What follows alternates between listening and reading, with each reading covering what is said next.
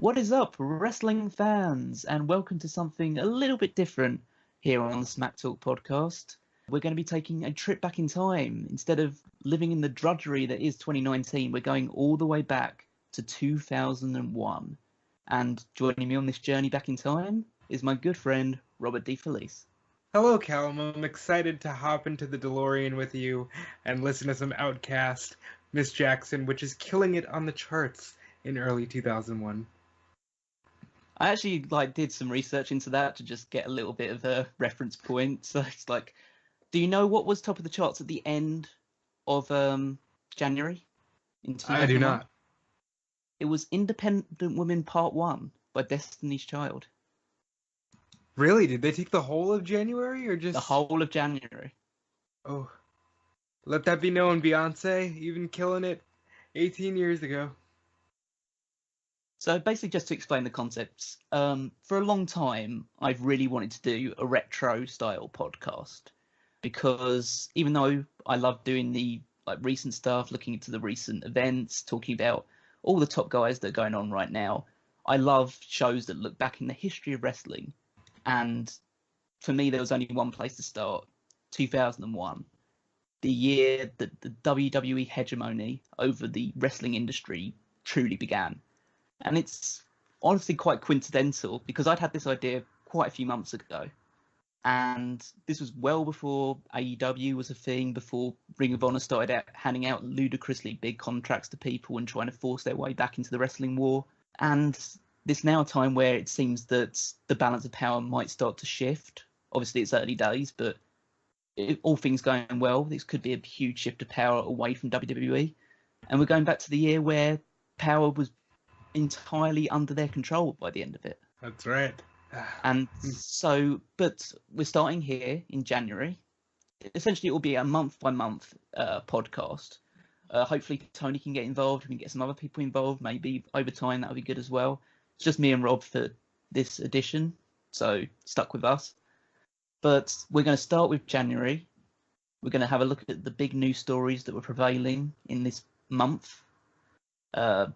Trawling back through the Wrestling Observers and all the other news stories just to get as much information as we can, give you a sense of what the landscape was at this point in time. And then we're going to review 3 of the biggest shows that were taking place at this time, which for this edition is ECW's Guilty as Charged from the 7th of January, WCW Sin from the 14th of January, and the WWF Royal Rumble from the 21st of January. Obviously, very close to the Royal Rumble now as at the time of recording. So, you ready to hop back in time, Rob? I am. I think I'm ready to go back into a world where we still thought that all of these promotions had an opportunity to be number one. I think we're probably past that point by 2001, but it's nice to dream at this point, Rob, for ECW and WCW. So let's just get some housekeeping out of the way to start with, because this is the turn of the new year, the end of the first year of the millennium. We're now into 2001. And so let's just have a look at what the landscape was in the wrestling world. So in terms of champions for each promotion, we have the WWF champion. Do you want to take a guess at it, Rob? Well, I know this one very well. It is the man who won the first and only 6-man Hell in a Cell, the Olympic gold medalist, Mr. Kurt Angle. Yes, Kurt Angle is on top of the basically the wrestling world at this point. Chris Benoit is the Intercontinental Champion. William Regal, the European Champion. Edge and Christian, the World Tag Team Champions. Raven, the Hardcore Champion. Dean Malenko, the Light Heavyweight Champion. And Ivory, the Women's Champion. A lot of defunct champions there. And a lot of Hall of Famers currently on that list of champions. Yes. WCW, we have Scott Steiner as the World Heavyweight Champion. Yes, if you aren't really familiar with wrestling this far back, then yes, Scott Steiner was the World Heavyweight Champion at one point. General Rection, the United States Champion. I did not stutter. Yeah. Hugh G. Rection? Yes. Oh, God. I guess people will more commonly know him now as Bill DeMott. Yeah. Quite a humorous name, don't you think? I see what you did there. Just a lot of stupid names for this guy. He couldn't really catch a break in WCW. No, he could not. Kevin Nash and Diamond Dallas Page are the tag team champions. As the insiders, because they were Yes. now very well established within WCW. It's funny. I have a very vague memory of them as a child, and I just remember thinking that was so cool that they were the insiders because he and Hall were the outsiders. It's a strange time for the tag division, which we'll obviously get to with the Sin pay-per-view. Time when they're a couple of veterans in a very crowded young field of talent. Chavo Guerrero, Cruiserweight champion. Yes, thank God he got rid of the name. Was it Lieutenant Loco? Yes, that was from his Misfits in Action time. And finally, Terry Funk is the hardcore champion. Yes, Terry Funk, who in 2001 standards was too old to be wrestling. You say that, but if we know what we know now, 5 years later, he's going to be wrestling in barbed wire on pay-per-view for WWE. And he'll still be too old to do that as well. And in ECW, Steve Corino is the ECW World Heavyweight Champion. Yeah, sure is. Currently backstage in WWE. Yep. Do you think he's still the king of old school, or do you think he's retired that crown? Oh, I've got a lot of stuff to say about Steve Corino when we do the Guilty as Charged review. Rhino, who is still wrestling on Monday Night Raw as we speak, is the television champion. I think that's a good fit. Yeah, and the tag team champions were Danny Doring and Roadkill. So yeah, just to get, and also I also wanted to look back a little bit at some of the 2000 Wrestling Observer Award winners, because I thought there was just a nice thing to look at, just to see who was kind of considered the big stars at the time. Triple H was the Wrestler of the Year. Hell yeah, he was. Fucking Triple H in 2000 was on top of his game, no pun intended. The Rock was in third place and Chris Benoit in fifth. It was two Japanese wrestlers in second and fourth, Toshiaki Kawada and Kazushi Sakuraba. I will say I'm surprised that Jericho is not higher on that list. I think this is still a point in time where Jericho is well known for his ability, but isn't really seen as the upper echelon yet. I think it would take just a few more years. Most outstanding wrestler was Chris Benoit. Yeah, he killed it in 2000. Oh, jeez. I really didn't plan that. Oh, yeah, it's a great fight start. This back in 2001, he hasn't killed anyone yet. Don't worry. This is true. Okay, he killed it in 2000. Yeah.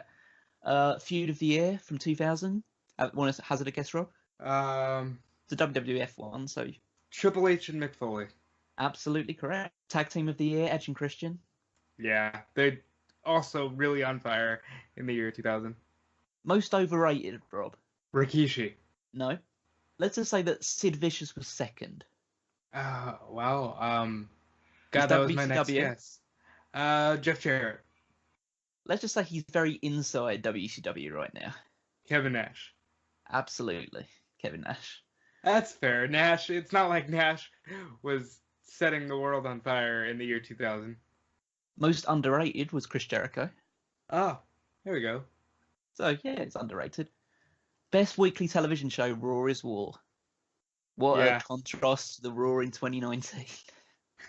That's hard to argue, though. If you look at the other television shows you had to choose from, Raw was an easy win.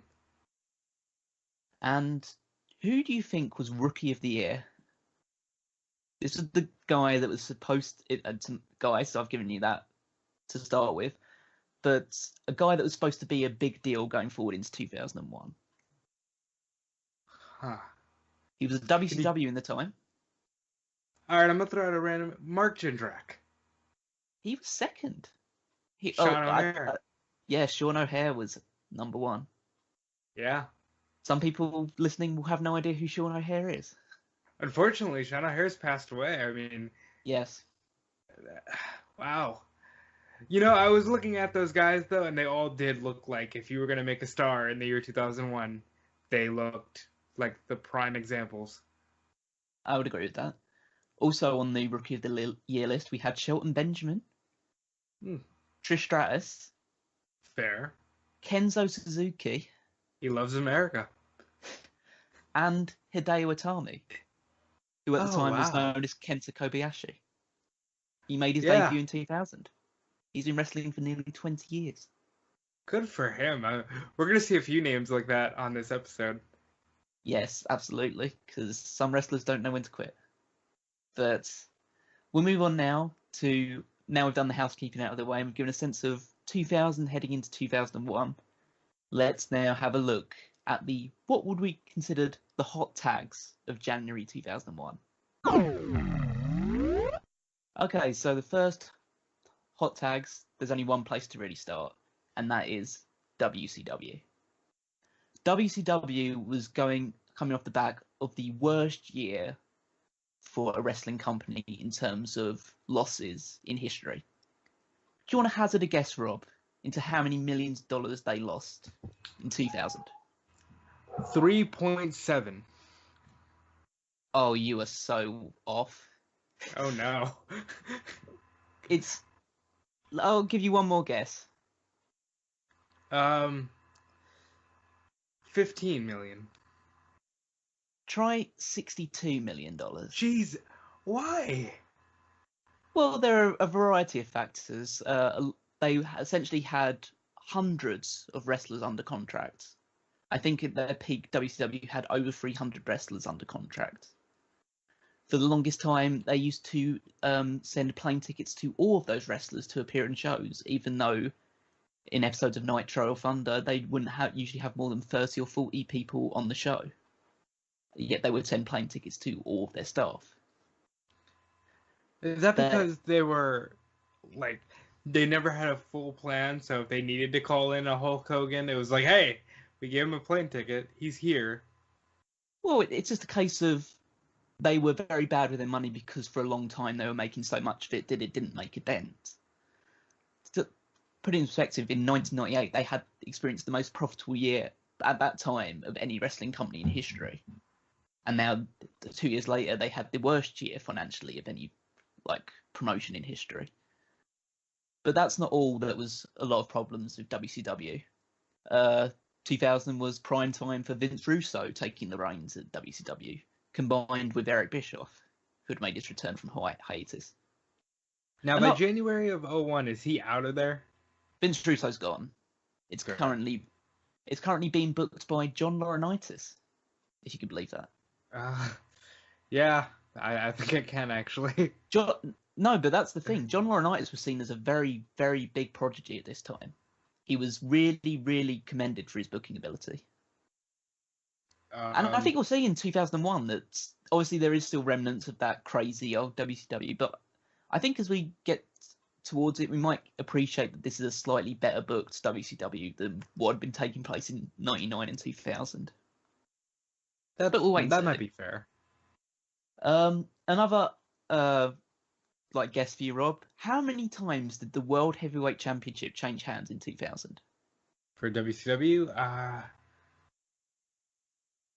I'll put it in perspective for you. Yeah, I'll put it in perspective for you quickly. The WWF Championship changed hands 6 times in 2000. Yeah, I would say the WCW Championship changed hands at least 12, because I know that it was a hot potato for Jarrett for a while. How about 26 times? Good. I wasn't expecting that. Wow. At this point in time, Scott Steiner, who had been holding the championship, is their longest reigning champion since 2000 started. And he'd held the championship, I think at this point, just over 100 days. The championship had changed hands between Sid multiple times, Kevin Nash had held it multiple times, Jeff Jarrett, Booker T, Vince Russo, David Arquette, DDP. Actually, was David Arquette in 2000? Actually, I think he was 99, so I might be giving him too much. No, David Arquette was 2000. I was 2000, yeah, because Ready to Rumble came out in 2000.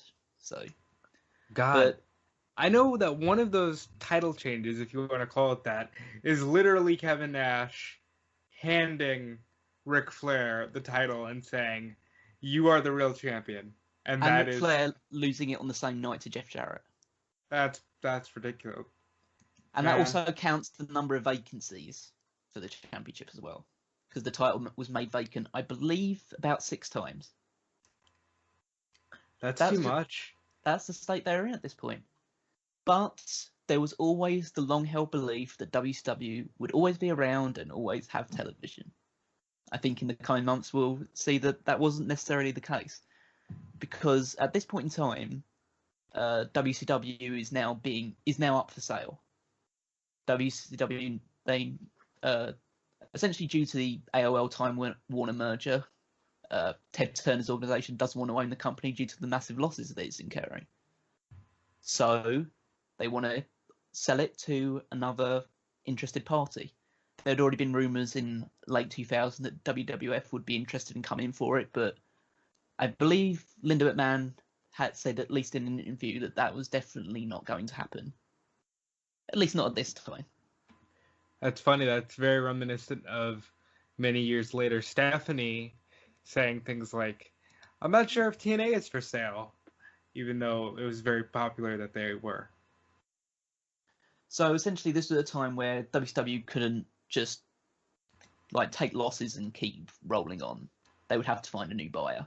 But despite the ratings going down the toilet in the Monday Night Wars, they had no intention at this point of TNT of taking it off of Turner Broadcasting. Its ratings were still high enough that they were beating most things on cable at this point in time. Shows Well, it's basically the Raw effect nowadays. The ratings are lower than they've ever been, but they're higher than most other cable shows at this point in time. Yeah, because wrestling was still a commodity. It's just that it wasn't what it was like 3 years prior. So basically at this point, the main people that were expected to buy WCW was Eric Bischoff, with the backing of an organisation called Fusion Media. Now, Fusion Media were previously known as the owners of the Classic Sports Network, which I think eventually became the ESPN Classic. Yeah, and Fusion is still a commodity today. They have their Fusion network, and they do a lot of cutting-edge type stuff. And when I first heard this rumor, I actually think this would have been a great purchase if they could have managed. Oh, absolutely, because at this point in time, well, I'd say it's settled. It was a sense of Eric Bischoff finally trying to get his hands on WCW and run it the way that he wanted to see fit. Because over the course of this time, he felt that under the previous regime with him and Vince Russo booking, they were at loggerheads all the time. It led to a lot of very big creative issues. And so he wanted to take it under control, give John Laurinaitis the book for good, and run the company. Now, his plans were to, when he got in control of WCW, was to shut it down for a while. For about a month or so. It would go off TV, and then it would be reborn, essentially with a show which was going to be titled WCW The Big Bang. I love this idea. This is one of those things that I've looked into for many years. I think this would have been a really cool thing to do, and I'm sad that we never got to see what it could have been. I mean, I don't know how well it would have worked in the sense that, because they already did try to reboot WCW with the resetting the championship situation before. But that was the taking it off of TV for a month. Like, if WCW had gone completely black and you see none of it, and then you reboot it, I think you could have gotten some interest. But showing up one day and just saying, okay, all the champions are reset and they're all heels because it's, you know, a heel faction, it's Russo booking, just wouldn't have worked anyway. Yes. So essentially at this point, we're expecting that around about between 60 and 70 million was the number being batted around to purchase WCW. But then eventually, over time, it got a sense of that sort of money was a bit too much. Mainly due to the fact that they had a look at the financial state that WCW was in more closely. And also the fact that they weren't going to get as much support from Turner as they thought. So they decided to revise the offer over time to closer to around about 25, 30 million. But still, it seemed that they were marching ahead with this new venture. And in fact, Bischoff was so confident that the deal had gone through, that on January the 11th, they released a press release stating that Fusion Media had purchased WCW. And I believe what had happened was they were going to give him everything, including the rings, the mats, but they wouldn't give him the TV slot, and that's when everybody just said, we're not going to do it if we can't have the TV slot. That comes a little bit further down the line, but essentially what the case was, this was a couple of hours after the AOL Time Warner merger had been confirmed. So I want to talk a little bit about the Time Warner merger because it's such a... If you think the WCW at this time was a disaster, like this really takes the cake. This merger was supposed to be the creation of the big media superpower. AOL at the time and Time Warner was going to be just the hugest collection of media and internet, and so they would essentially try and take over the entire thing. I believe, I might have to just double check my notes, but I believe the total value of this, it was the biggest mergers in history at that point. I think it was around about $187 billion was the money that AOL paid to purchase Time Warner, or at least to get the merger over the line. And it's so funny because we know that this was ultimately the death nail for WCW because the people who bought it said, we don't want wrestling in our portfolio. It was beneath them, essentially. And now, if you look at the rumors, as you said, not that this was planned, but there's plenty of talk of AEW going on a Turner station. Yes, I think that's... It depends how much power that Ted Turner still yields, almost, I imagine. Because part of the AOL Time Warner merger that was the big deal for WCW was that it essentially reduced Ted Turner's power from being the head honcho of TNT and Turner Broadcasting to just being a figurehead, essentially. He received about a 3% stake in the company. So essentially his power was all gone. And with his power, the people that would wanted WCW off their books for the longest time essentially had free reign to say, yeah, we're going to get rid of them. But that's unfortunate for wrestling fans.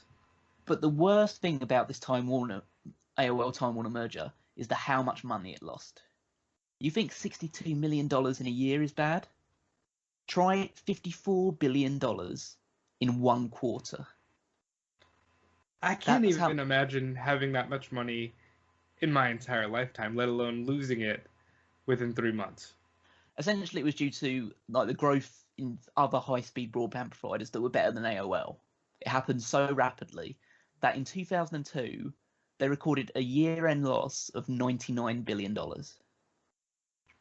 Jeez. And the total value of AOL stock dropped from $226 billion to $20 billion.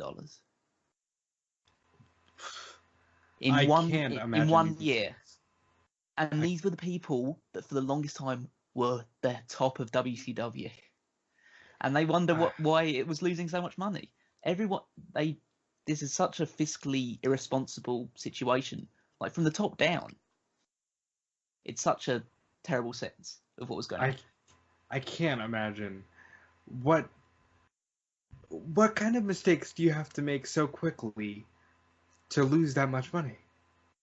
It's just a sense of not being able to keep up with the times, I guess, really. Especially with the AOL Time Warner thing. There was just too many things coming up that were better than AOL. And they didn't have the capability to keep up with it. So you get this huge merger of these two companies, and then all the other ones start turning up and they're better and they're offering faster speed broadband. I mean, this is 2001 time, so it's still pretty much you still have a huge predominance of dial-up internet and stuff like that. So this is definitely not the 4G ultra speed connections, fiber optic stuff that we have nowadays. This is a very a lesser time, but even at this point in time, it was so competitive. Probably even more competitive than it is nowadays because it was just people trying to get faster and faster in a field which is still reasonably unexplored. It's funny. AOL for a long time was dominant, but they also went away about as quickly as they took over the internet landscape. So an interesting thing about the $62 million loss for WCW is the fact that apparently even if they'd made every wrestler wrestle for free in that year, they still would have lost $20 million. That's how poor it was run fiscally. Now, do you want to hear some of the cliff notes? Because Eric Bischoff went on a massive media tour after announcing the press release had happened about all the changes that were going to come to WCW. Absolutely. Absolutely. Okay. So he said that he was not going to be an on-air personality. He had no intention of going back on as an on-air personality, which I think was bullshit. I think a lot of this is bullshit. Let me just put it out there right now because it's Eric Bischoff, and I don't really believe much of what Eric Bischoff has ever said when in relation to what WCW was and how it was run. Well, let's hear some of the other ones, and then I'll tell you what I think. So he'd put, as I said, John Laurinaitis would be the booker and also running talent relations, which I do believe would have been the case considering he was doing a reasonably good job of it. Okay. And you're not exactly going to put Kevin Nash or Kevin Sullivan or Vince Russo back in charge of that stuff. So probably for the better. You wanted to put more emphasis on the cruiserweight division. We would see. That was around the time that the X division would be getting started. So yeah, it's one that I'm also pretty skeptical about because of how the cruiserweights division was portrayed under his previous administration. Because even though he brought the cruiserweights in and they were given a spotlight and had some really good matches, he was only willing to push them to a certain degree. That's true. So I struggle to believe it would go even further than that. He didn't mind having certain older wrestlers in the main event scene still. He still saw value in people like Hulk Hogan and Kevin Nash and stuff like that. And I think you can't necessarily say that he's wrong because Hulk Hogan would go to WWF a year later and absolutely tear it down with The Rock. Yes, again, it's not so much the actual age of the wrestler that's the bad thing. It's just how overexposed they are.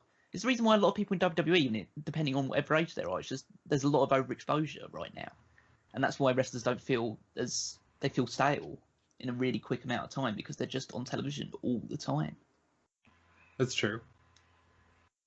There's other things. He obviously buried Vince Russo 6 feet under at every opportunity he got. Still does to this very day. Oh yeah, and I don't think many would blame him too much. He said that he would push Goldberg to the top.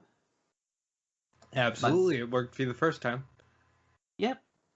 I don't think he made any promises about the NWO. He said that he would get rid of guaranteed contracts and run a model similar to what WWF were doing in terms of giving opportunities with downside guarantees. Yeah, with the downside guarantees. He wanted to open relations with several Japanese companies again because WCW used to have a working relationship with New Japan.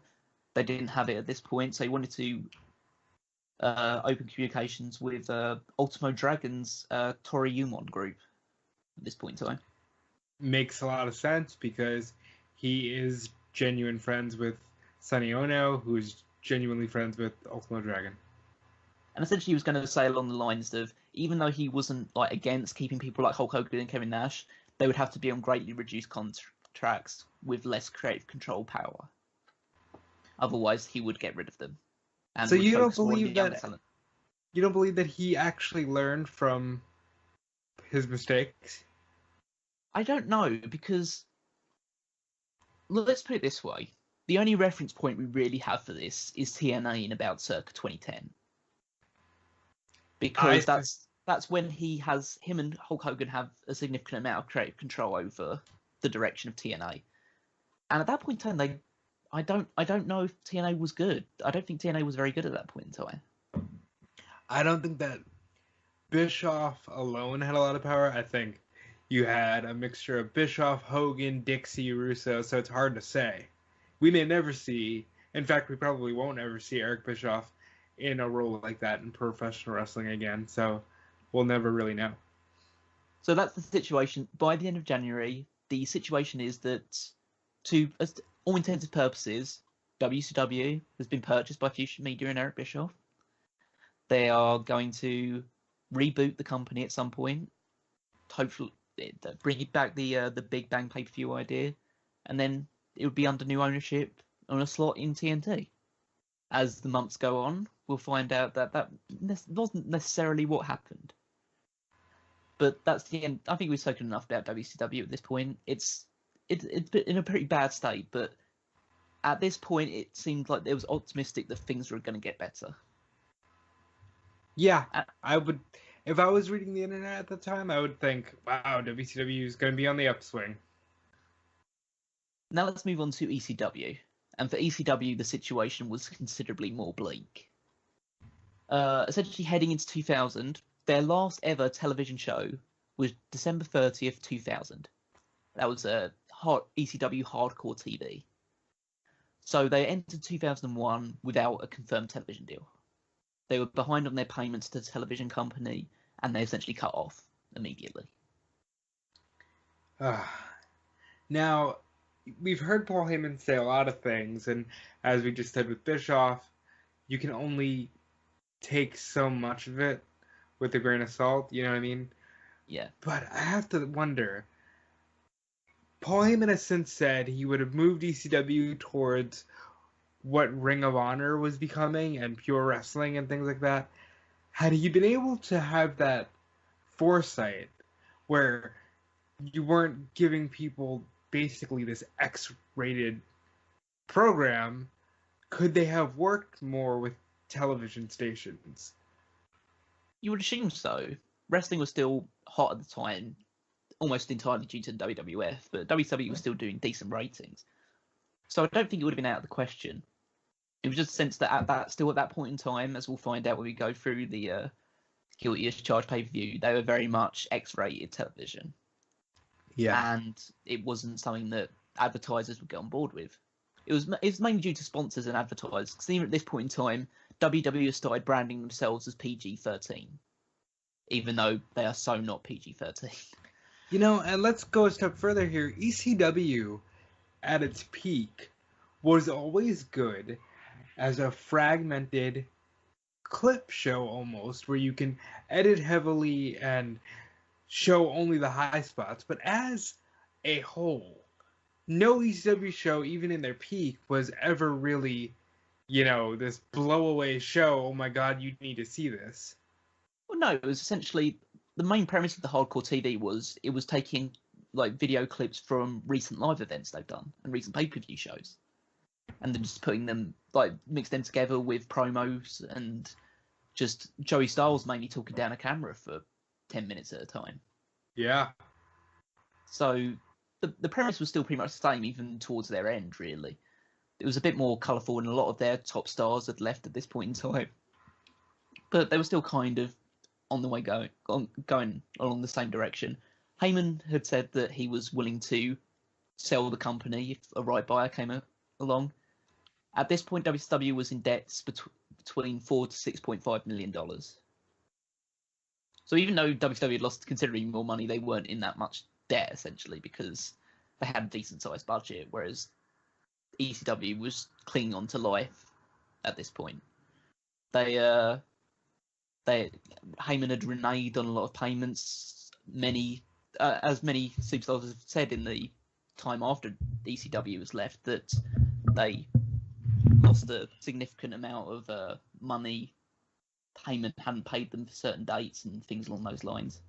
I think at this point, Rob Van Dam was owed by Heyman and ECW $150,000. Wow. And he wasn't alone in that sort of money. I think he was the most, but he definitely wasn't alone in people that were waiting on money. Do you think he still owes, like, top stars money? I'm pretty sure he's paid them back at this point, or however avenue he's done it in that sort of regard. I think he earns enough now that he'd be able to. I feel bad for Heyman. Heyman is a guy who, of everybody that was running those promotions, whether it be Bischoff, Vince, Russo, Heyman's the one guy I still think understands enough that he could do it today successfully with the right funding. You'd imagine so. He clearly doesn't have the same interest because at this point in time, Heyman is burnt out. It's pretty much, even though he's still the head booker and he's still involved in certain aspects of it, a lot of the actual running of ECW is held by Tommy Dreamer, Bubba Ray Dudley. Well, not Bubba Ray Dudley, Bubba's gone by this point, but Tommy Dreamer, a few other like top names at that sort of time. Rhino's involved with a lot of stuff as well, even though he's quite a young guy at this point. But yeah, so it's really, really down to just the bare bones. I mean, the story is that Tommy Dreamer was the guy that ended up like shutting shop on ECW, not Paul Heyman.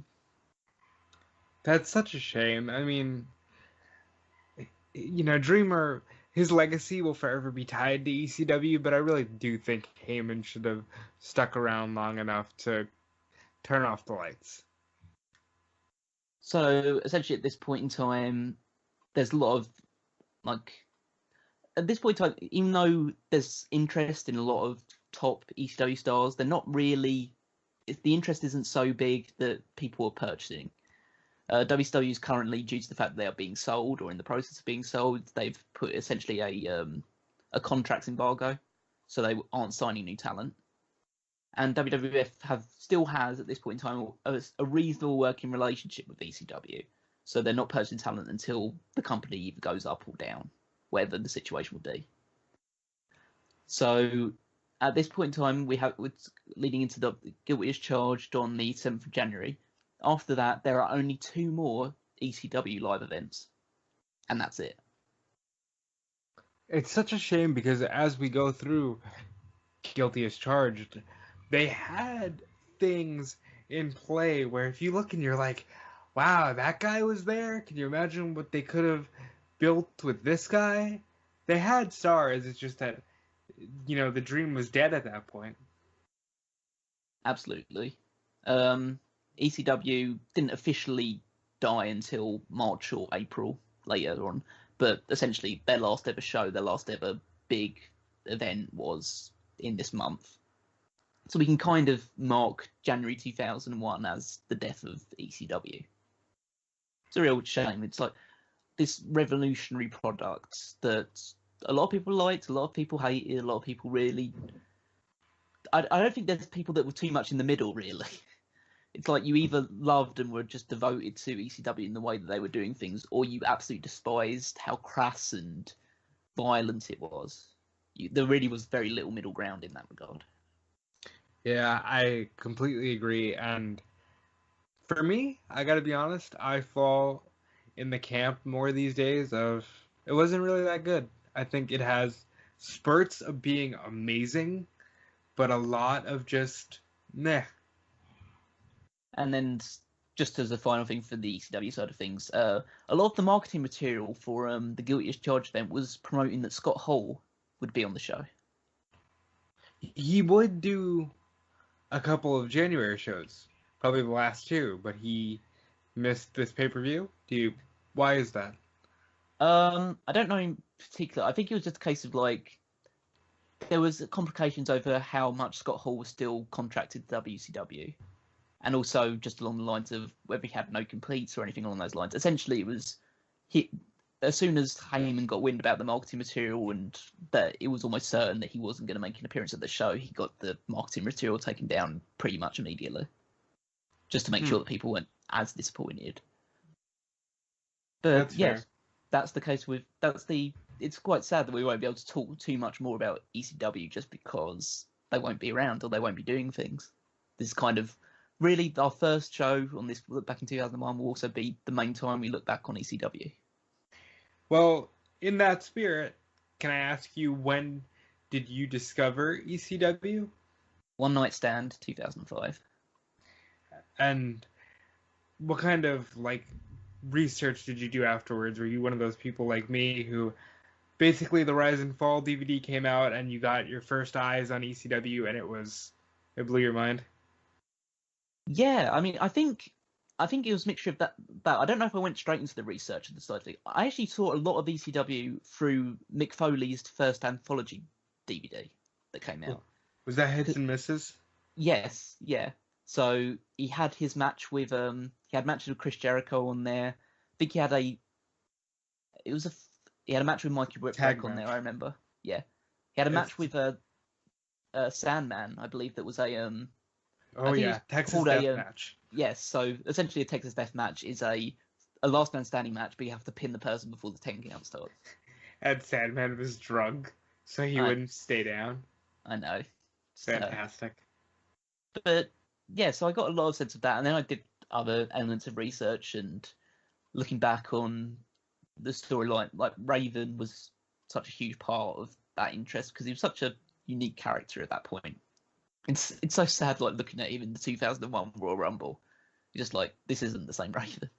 I know, but for me, I grew up in New York, and plenty of times I'd wake up in the middle of the night and ECW would be on the TV because it would come on at like 2 a.m.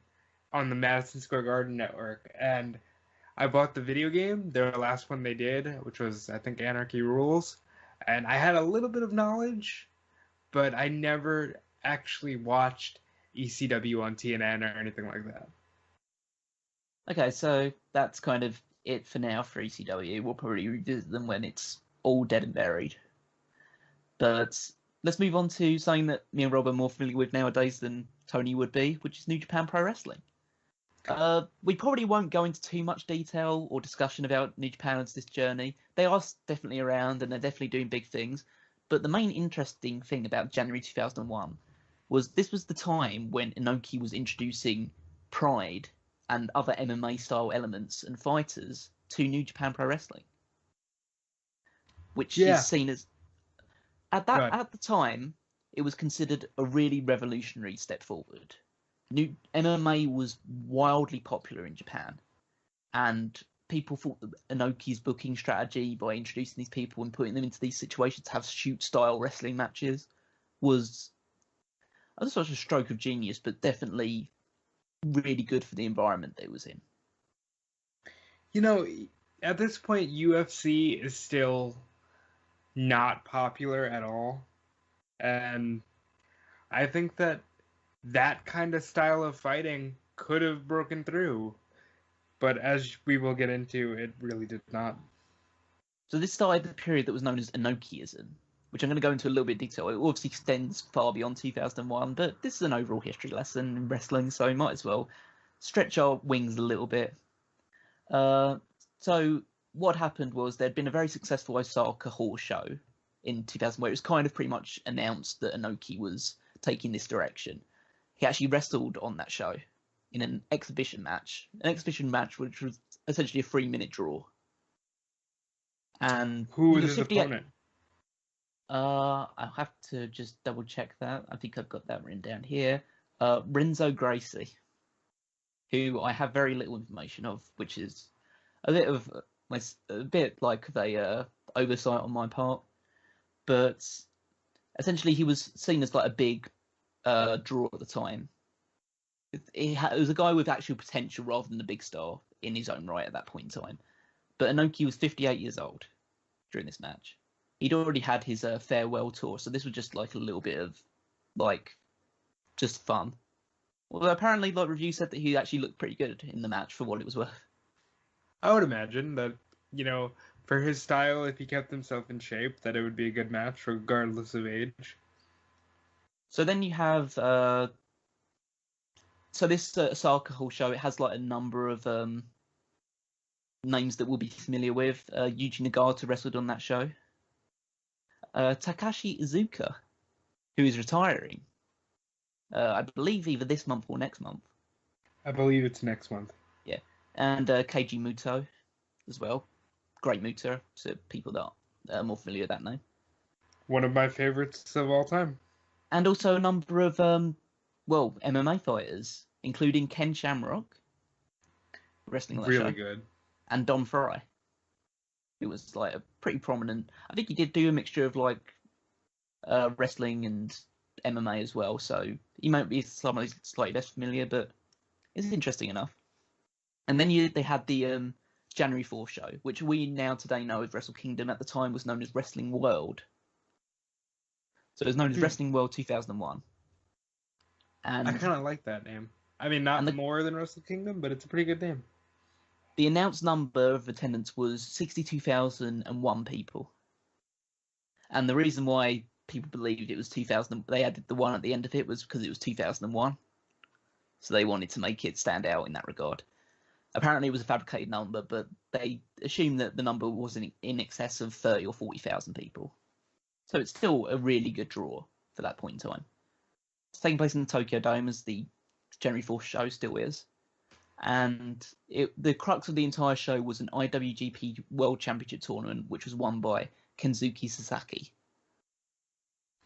For those who may not know, he spent a lot of time in WCW, and I believe he was paired off with Hawk at one point as like a makeshift road warrior.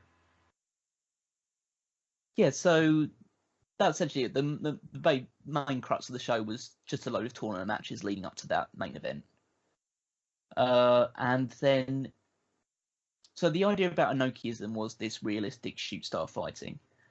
You may not be familiar with Inokiism. You might be more familiar with what is deemed the dark ages of New Japan Pro Wrestling, because over time, this Inokiism absolutely destroyed New Japan financially. For years and years, they just produced these awful shows. The World Championship changed hands multiple times due to the fact that people would lose it in MMA fights, like legitimate matches. If you lost a match as the IWGP champion and you lost an MMA style match, you'd be pretty much compelled to forfeit the championship because you lost in a fight. Well, I can't say that that's a great way to conduct a professional wrestling company. So this isn't obviously WCW levels of things, but from 2003 to 2006, the heavyweight championship changed hands 15 times, which is more than any 3-year period before or since. So only 4 men in that time held it for 100 days in a row. And there was also WCW around this time wanted to bring in Tank Abbott and make him world champion for the same reasons of, he's a shoot fighter. And God, that doesn't work. There's a reason wrestling is work, you know? Well, they did bring Tank Abbott in. That was 2000. Well, he's out of the company at this point now. They brought him in, but they never made him a world champion. And instead, they had him sing with 3 count. Russo did want to. So essentially, during all of this time, this is the time when Shinsuke Nakamura and Tanahashi are in their formative years, and they're the people that eventually are leaned on to lead New Japan once Inoki's gone in around about 2006. They're the people that have been brought up to essentially try and bring life back into the promotion, because it was, I don't want to say it was on death's door, but it was being overtaken by other Japanese wrestling promotions. It was losing money significantly. I mean, now at this point in time where New Japan is producing excellent show after excellent show, is trying to extend its global reach, this is a far cry from the promotion that we see nowadays. Yeah, and I often hear about the dark ages, and now that it's the in thing, it's hard to believe that there was ever a time where, this promotion was not only, not sought after, but it was just not very good. Yeah, absolutely.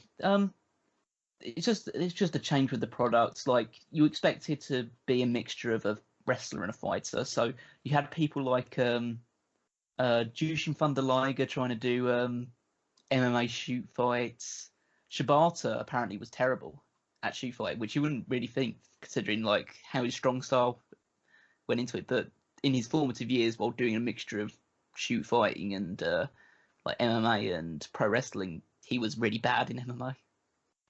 Very poor record. Maybe it's a lack of experience. I wonder if the incident hadn't happened, if he would be better at something like that today. And you had a thing where Yuji Nagata, he wrestled Mirko Krokop, who wrestling fans might not be so familiar with, but it was a really big MMA star at the time. Lost to him in about a minute. Yeah, he was a big name in UFC for a while. It's just because this was one of New Japan's top stars. He was a multiple-time world champion at this point in time, and he was just getting his ass kicked in MMA fights because that's what Inoki wanted. He wanted a more realistic wrestling style to compete with what he believed was more showy stuff from other Japanese promotions and obviously across the pond. And part of it, like the strong style element still remains, and I believe that people see it as a positive, even though it might have led to one too many big injuries over the time. But there's still elements of that Inoki strong style, but it's now incorporated with the more traditional wrestling elements that make it entertaining beyond just two guys rolling around in a mat trying to submit each other.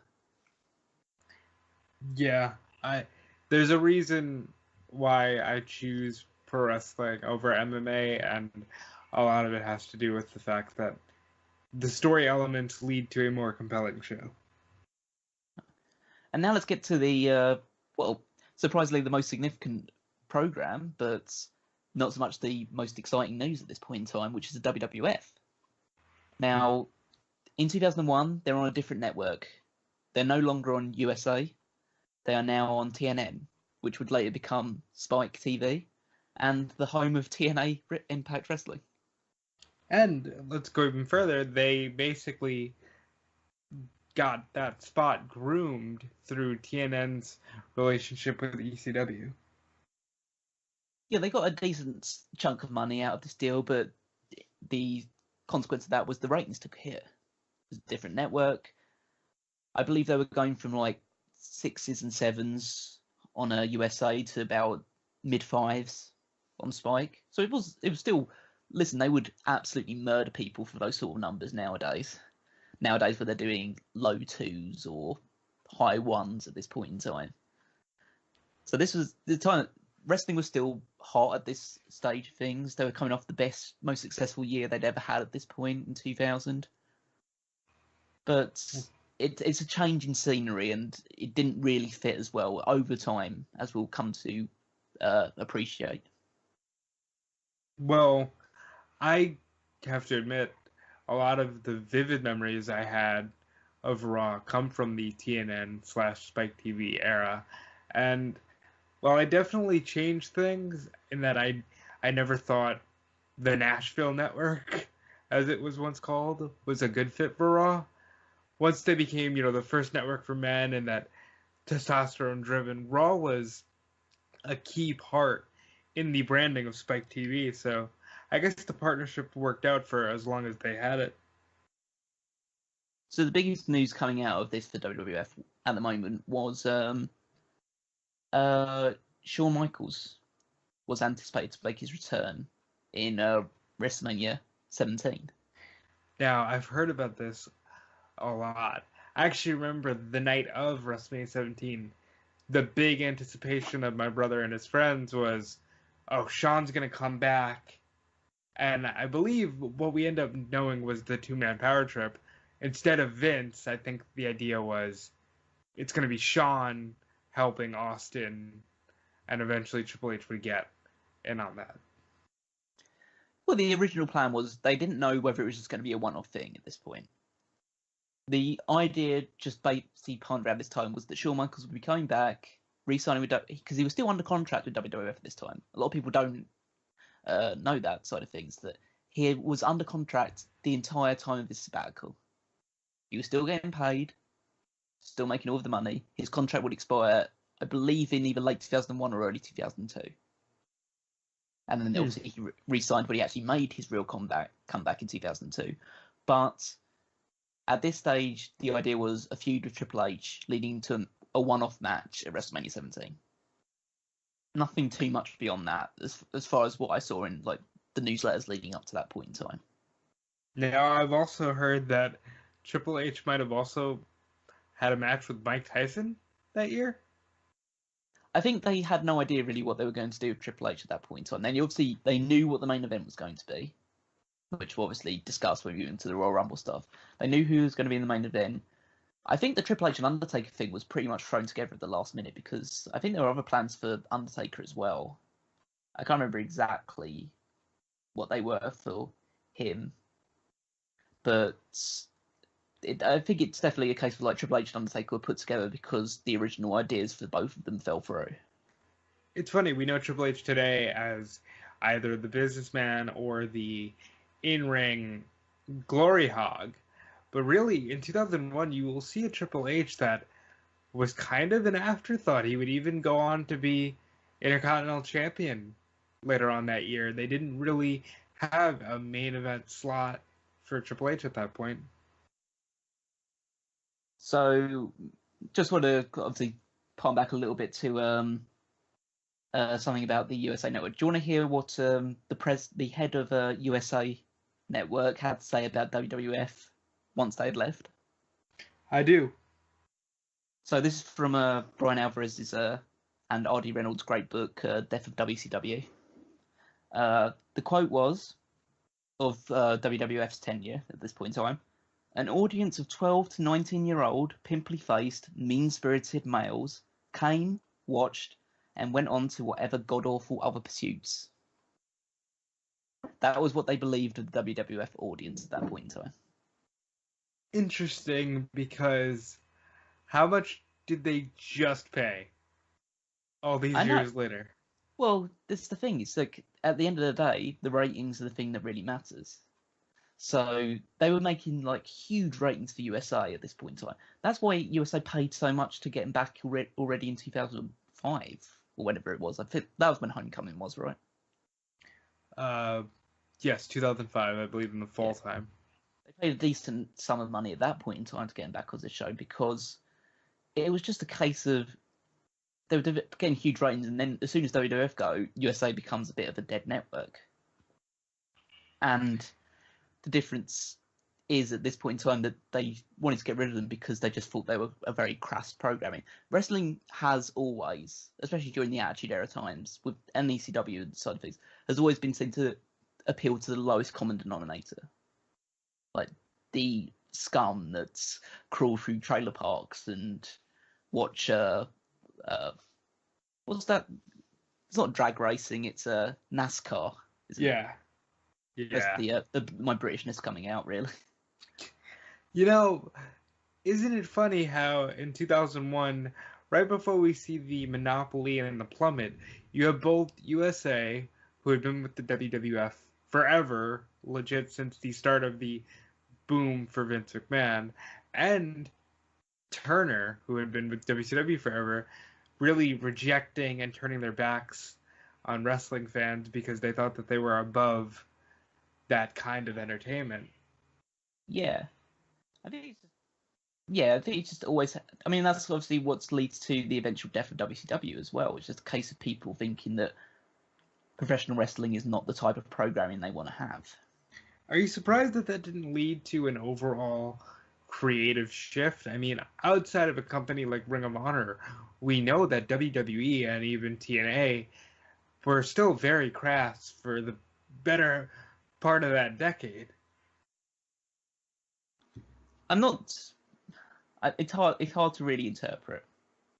It's because at this point in time, like, they was getting like decent ratings and stuff like that, so it's hard to be precise. I wouldn't like to say with any confidence. Let's put it that way. Fair enough. What I can say with confidence at this point in time is that the XFL is on its way. Yes, it is. In January, the supplemental draft took place. The original draft took place in late 2000, and it's coming on to our screens in February. So we'll get a chance to talk a little bit about that. It's not wrestling, but it is wrestling because it's Vince McMahon at the helm of this stuff. I have to remember like all the stupid skits they did, all The Rock promoting it and stuff like that. So I'm pretty sure we'll get a decent amount of fun out of the XFL when we get into it in more detail. Again, we really do want to stress this was planned for a long time. It's quite odd how many things are coming back around as we start on this journey. And then there's also a revolutionary new show coming to WWF. Coming to MTV, as a matter of fact, known as Tough Enough. Do you have any memories of the original Tough Enough stuff? I actually have quite a few memories of the original Tough Enough. It seemed really cool in that becoming a wrestler seemed tangible, But at the same time, when you look at the network it was on and reality programming as a whole, it kind of seemed even more off-putting than what you would normally think being a wrestler would entail. Yeah, so well, obviously it doesn't actually air until I believe it's definitely the summer. So they've only just started putting together a few preview things about it and getting people to make their submissions, make it know that it's going to be coming up. But they don't actually have it. It won't be coming onto our screens for a good few months yet. So we'll have plenty of time to build up to it. But it's nice to get it out in the open.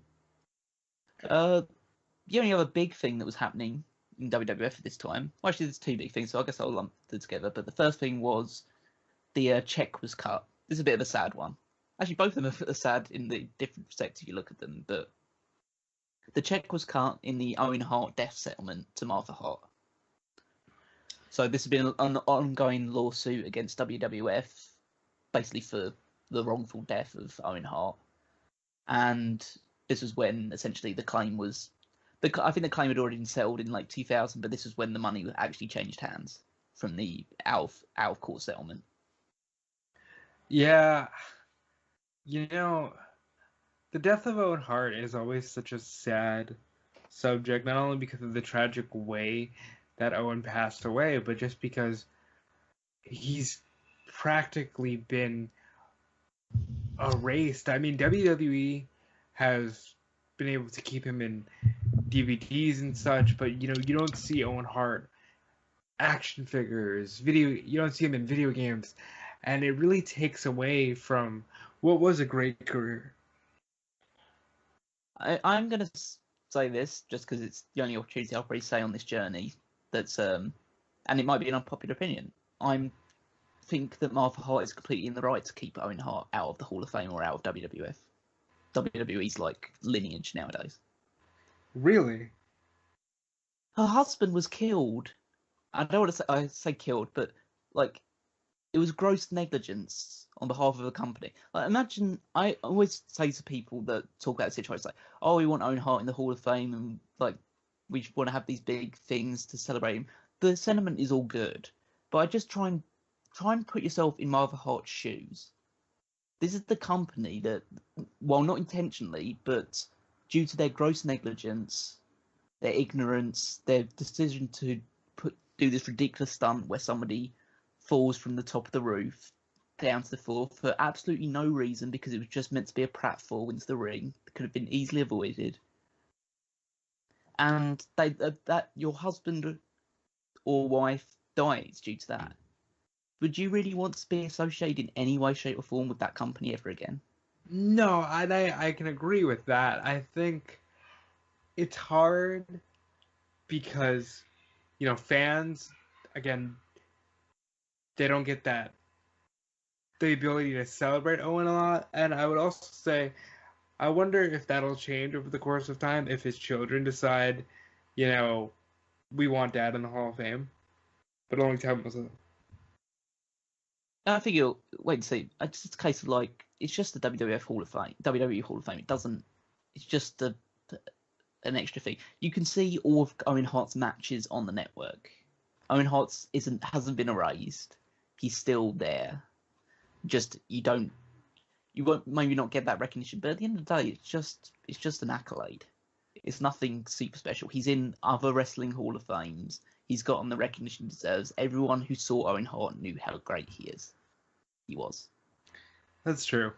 So I think it's not a huge loss. I think the people that have the sentiment that say we just want to be able to celebrate his life and give him like the real kind of ceremonial life it is that he deserves, and that's a good attitude to have.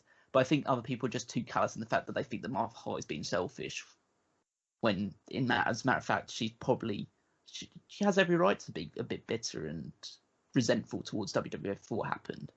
It's their fault at the end of the day. Yeah, especially, again, this is something that Owen didn't need to do. Like, that entrance could have been avoided, and it was just that whole everybody had to be extravagant. I don't know. It's a tough thing, and it was good to know that this was over for all parties, that they could kind of move on, but it'll always be something that lingers with pain. And then the final thing from WWF is Chyna's autobiography was released. Now, this is the point in time where WWF is so into the autobiography or wrestler book idea. Mick Foley's book had been an instant New York bestseller. And so they were essentially trying to go anyone that had, I don't want to say a freakish aspect to their character, but like was seen as a bit of an anomaly to come forward and tell their story. And Chyna was wildly popular at the time. Like, she'd just done her Playboy cover shoot. She was seen as like the most empowered woman in the she was presented as the most empowered woman in the world by WWF, but like she was seen as the strongest woman, like a real icon in that regard of things. And so they decided to push forward and release her autobiography, which was told If They Only Knew. Yeah, and we see Chyna this year enter the women's division. She had been Intercontinental Champion a couple times, and now they decided, no, we're going to make her the cornerstone of our women's division, and then she would subsequently disappear. And there's a lot of backstage stuff there, which I'm sure we'll get to at some point. And yeah, this year alone, I've had so many people tell me Chyna needs to go in the Hall of Fame. Is this the year Chyna goes in the Hall of Fame? And I'll be honest, I don't think she goes in as a solo. I think she goes when they induct DX as a faction, and that'll be like, hey, yes, Chyna's finally in the Hall of Fame. So if you want to learn more about the If They Only Knew book, Ross K. Fode is one of the writers on Smark Out Moment. Did a book review a few years back. Essentially, I'll just do a few like cliff notes. You can read the whole thing on there, but essentially, it's Ross in his review is not particularly kind on this book.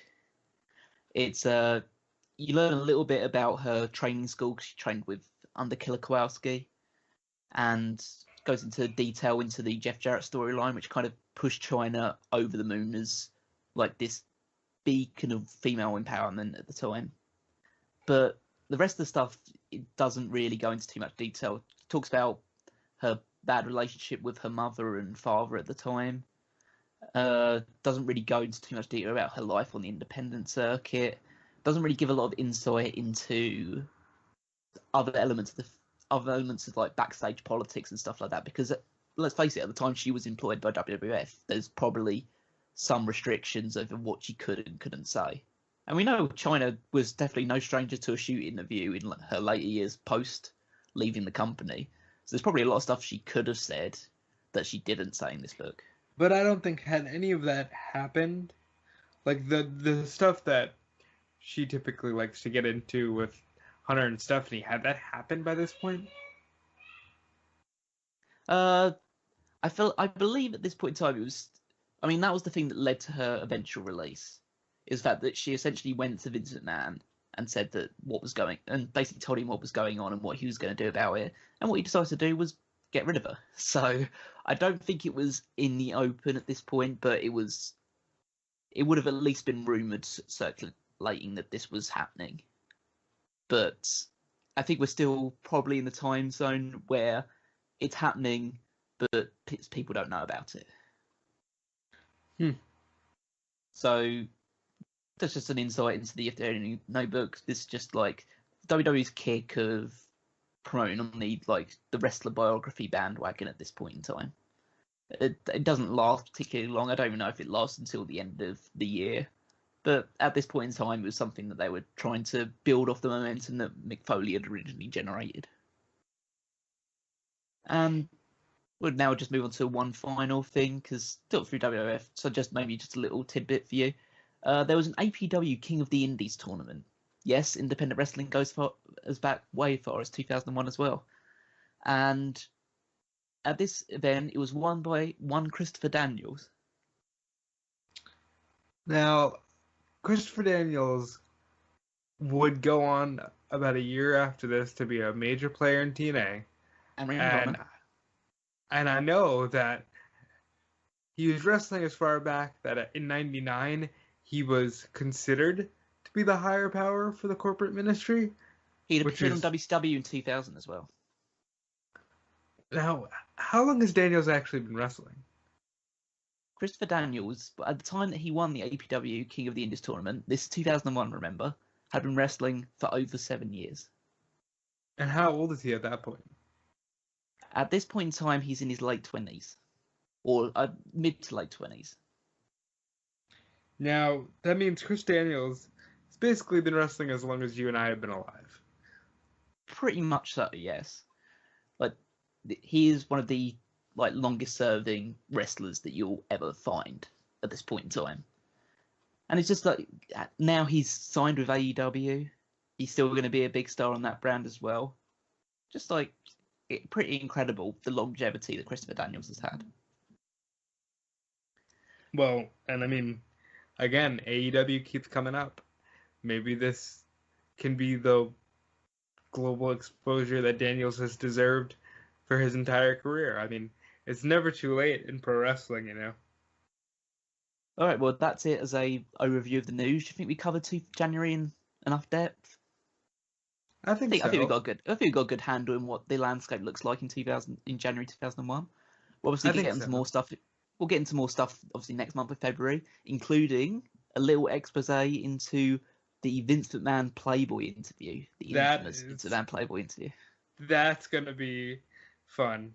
I'm going to come prepared with so many quotes and notes from that thing, and you'll get an insight into the fucked up mind that is currently still running the WWE. So obviously stay tuned for that one. But now we've done the news, let's get into the wrestling. And we're going to start our Freeway show review right after this. And we are back with our first show review. Let's start with ECW Guilty as Charged, start chronologically. Hammerstein Ballroom, 2,500 in attendance for ECW Guilty as Charged. Okay, so might as well just put it out here. This isn't going to be our comprehensive match-by-match breakdown that we do for our real pay-per-view reviews, because we don't want to be here for another 3 or 4 hours. But we'll give our overview thoughts, talk about some big things that happened on the show. Rob, what is the big summary that you would take from ECW Guilty as Charged? If you were to describe it in just a few words or sentences, what would you say? Jerry Springer, but much, much worse. This was not good. This show, I can't say that you'll enjoy it, but you have to watch it. I would say to anyone, you have to watch this show. It would never come across that it has any vague interest in wrestling who's never watched ECW before or anything along those lines. If you haven't seen it, you should watch it, because you'll leave with so many conflicting emotions and feelings. It is. I had fun watching this. I have to say, even though so much of it was bad, I had so much fun watching it. I had fun in the sense that the show opens with Don Callis, who is one of the darlings of the wrestling world through the internet community's eyes. And then you've got Joey Mercury in ECW, and you're like, wow, what could they have done with a guy like Joey Mercury had they been able to get him? And then the show goes off the rails a little bit for me with Dabaldis, and I'm not a big fan of Roadkill. I love Roadkill. I thought Roadkill was so athletic for a big guy at this point in time. Yes, but does he need to be Amish? Why is he Amish? I don't understand. I got more of the issue of why is he teaming with Danny Doring? They don't even have matching gear or anything like that. They're just an Amish guy and a playing wrestler. The wrestler who seems to have every move is named after some sort of sexual position in the Kama Sutra or something. I'm trying to think some of the names that I've heard of it. I don't think you have them listed down, but it was just every single move had some sort of sexual connotation to it. It's just ridiculous. Julio De Niro and Easy Money, which by the way, what great name for two people. Just this was very Bush League wrestling, guys. This was really strange independent stuff. And then of course, what? I was about to say, I thought that match like started off really Bush League, but it actually developed pretty well after that. It's really like this is independent wrestling at this point in time. And then you got two of my favorites actually. I'll throw Dreamer up there. Dreamer and CW Anderson, who had a really good match. The only reason I don't think CW Anderson ever became anything is because, well, they tried to make him an Anderson, but he was a very underrated name, I think. I thought that match was a lot of fun. It was incredibly violent, as you'd expect from a Tommy Dreamer match, but it told a decent story of just two guys that wanted to beat the respect into each other. What did you think about Jerry Lynn and the way that he, I guess because he's trying to get the name, Jerry from Jerry Cantrell of Alice in Chains, but he ended his promo with Jerry Lynn. Like, what was that? It didn't seem to fit who Jerry Lynn is. I have to say, after watching it, I didn't know why WWF was so interested in signing him at the time. I mean, he was a decent hand. I don't even think the match. Obviously, we'll go into a bit more detail on the matches and thing, but I don't think the main event was all that special. It was one of the best matches on the show, but that's not saying much considering the quality that we were seeing. But I just looked at it and think, yeah, this guy's just a bit like, I know the idea is a heel and he's full of himself, but it's not really gripping me. Do you think that the RVD Jerry Lynn was a good swan song for ECW? Not really. I think it's an okay match, and if you are gonna have a final ECW match like this broadcast, either having RVD or Tommy Dreamer in it would make the most sense. But yeah, it didn't like strike me as that impressive. I mean, I'll tell you, talking about the opening of the show. I mean, the opening show wasn't Joey Matthews and sorry. It was, well, no, it's not a sorry thing. It's just like, how can you ignore the promo that Joel Gertner cut at the start of the show? Do you want me to quote a bit of it? Because I kind of have to, even though I think we might need to put like a censor bar or something over what I'm about to say. I think you need to. Stay tuned for the lewdest thing that might have ever been said on air on the Smack Talk show. If it's a crime for my cock to be large, you know I'm always guilty as charged. And then he essentially says he picks out a woman in the front row, one of 7 women that are in the entire arena at this point in time. And it had to be somebody he was currently having sex with because he said some things. You'd imagine so. But in the sense of like, pick a woman in the front row who's got a decent size, like the top pretty much exposed and stuff like that. Basically says about how he's going to fondle her titties and lick her little clitty.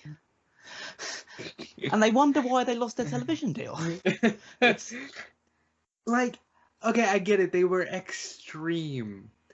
But in the confines of today's culture, not even probably back then as well, I'm sure, but especially today, that is so disturbing and so like, you're just saying this on the air. Okay, this is where we're at. And it was just for fucking Gertner. Like, he just did commentary. This wasn't even like putting over a main event guy or anything like that. It's just Joel Gertner being a pig to satiate the New York City wrestling audience. Yeah, that's pretty much the case, really. I mean, there was other matches along the lines. He had Nova. It was Hamrick something or Chris something Hamrick. Chris Hamrick, yeah. And do you know who Nova is? Yeah, of course I do. It's the man who keeps me in great physical shape, Simon Dean. So I saw that afterwards. Like I researched it afterwards. Oh, you didn't know? No, because I just clicked his name like on the Wikipedia page afterwards. It's just like, oh my god, that's Simon Dean. It's like, because he's just so not Simon Dean in this thing. Yeah, I had a very similar epiphany when I found out. I actually found out during the Simon Dean run, because this is when I started researching ECW, and he would do some crazy shit. Like, there's a clip where he simultaneously delivers a stunner, a DDT, and a leg drop onto 3 people, and like, he's good. And he got strapped with Simon Dean.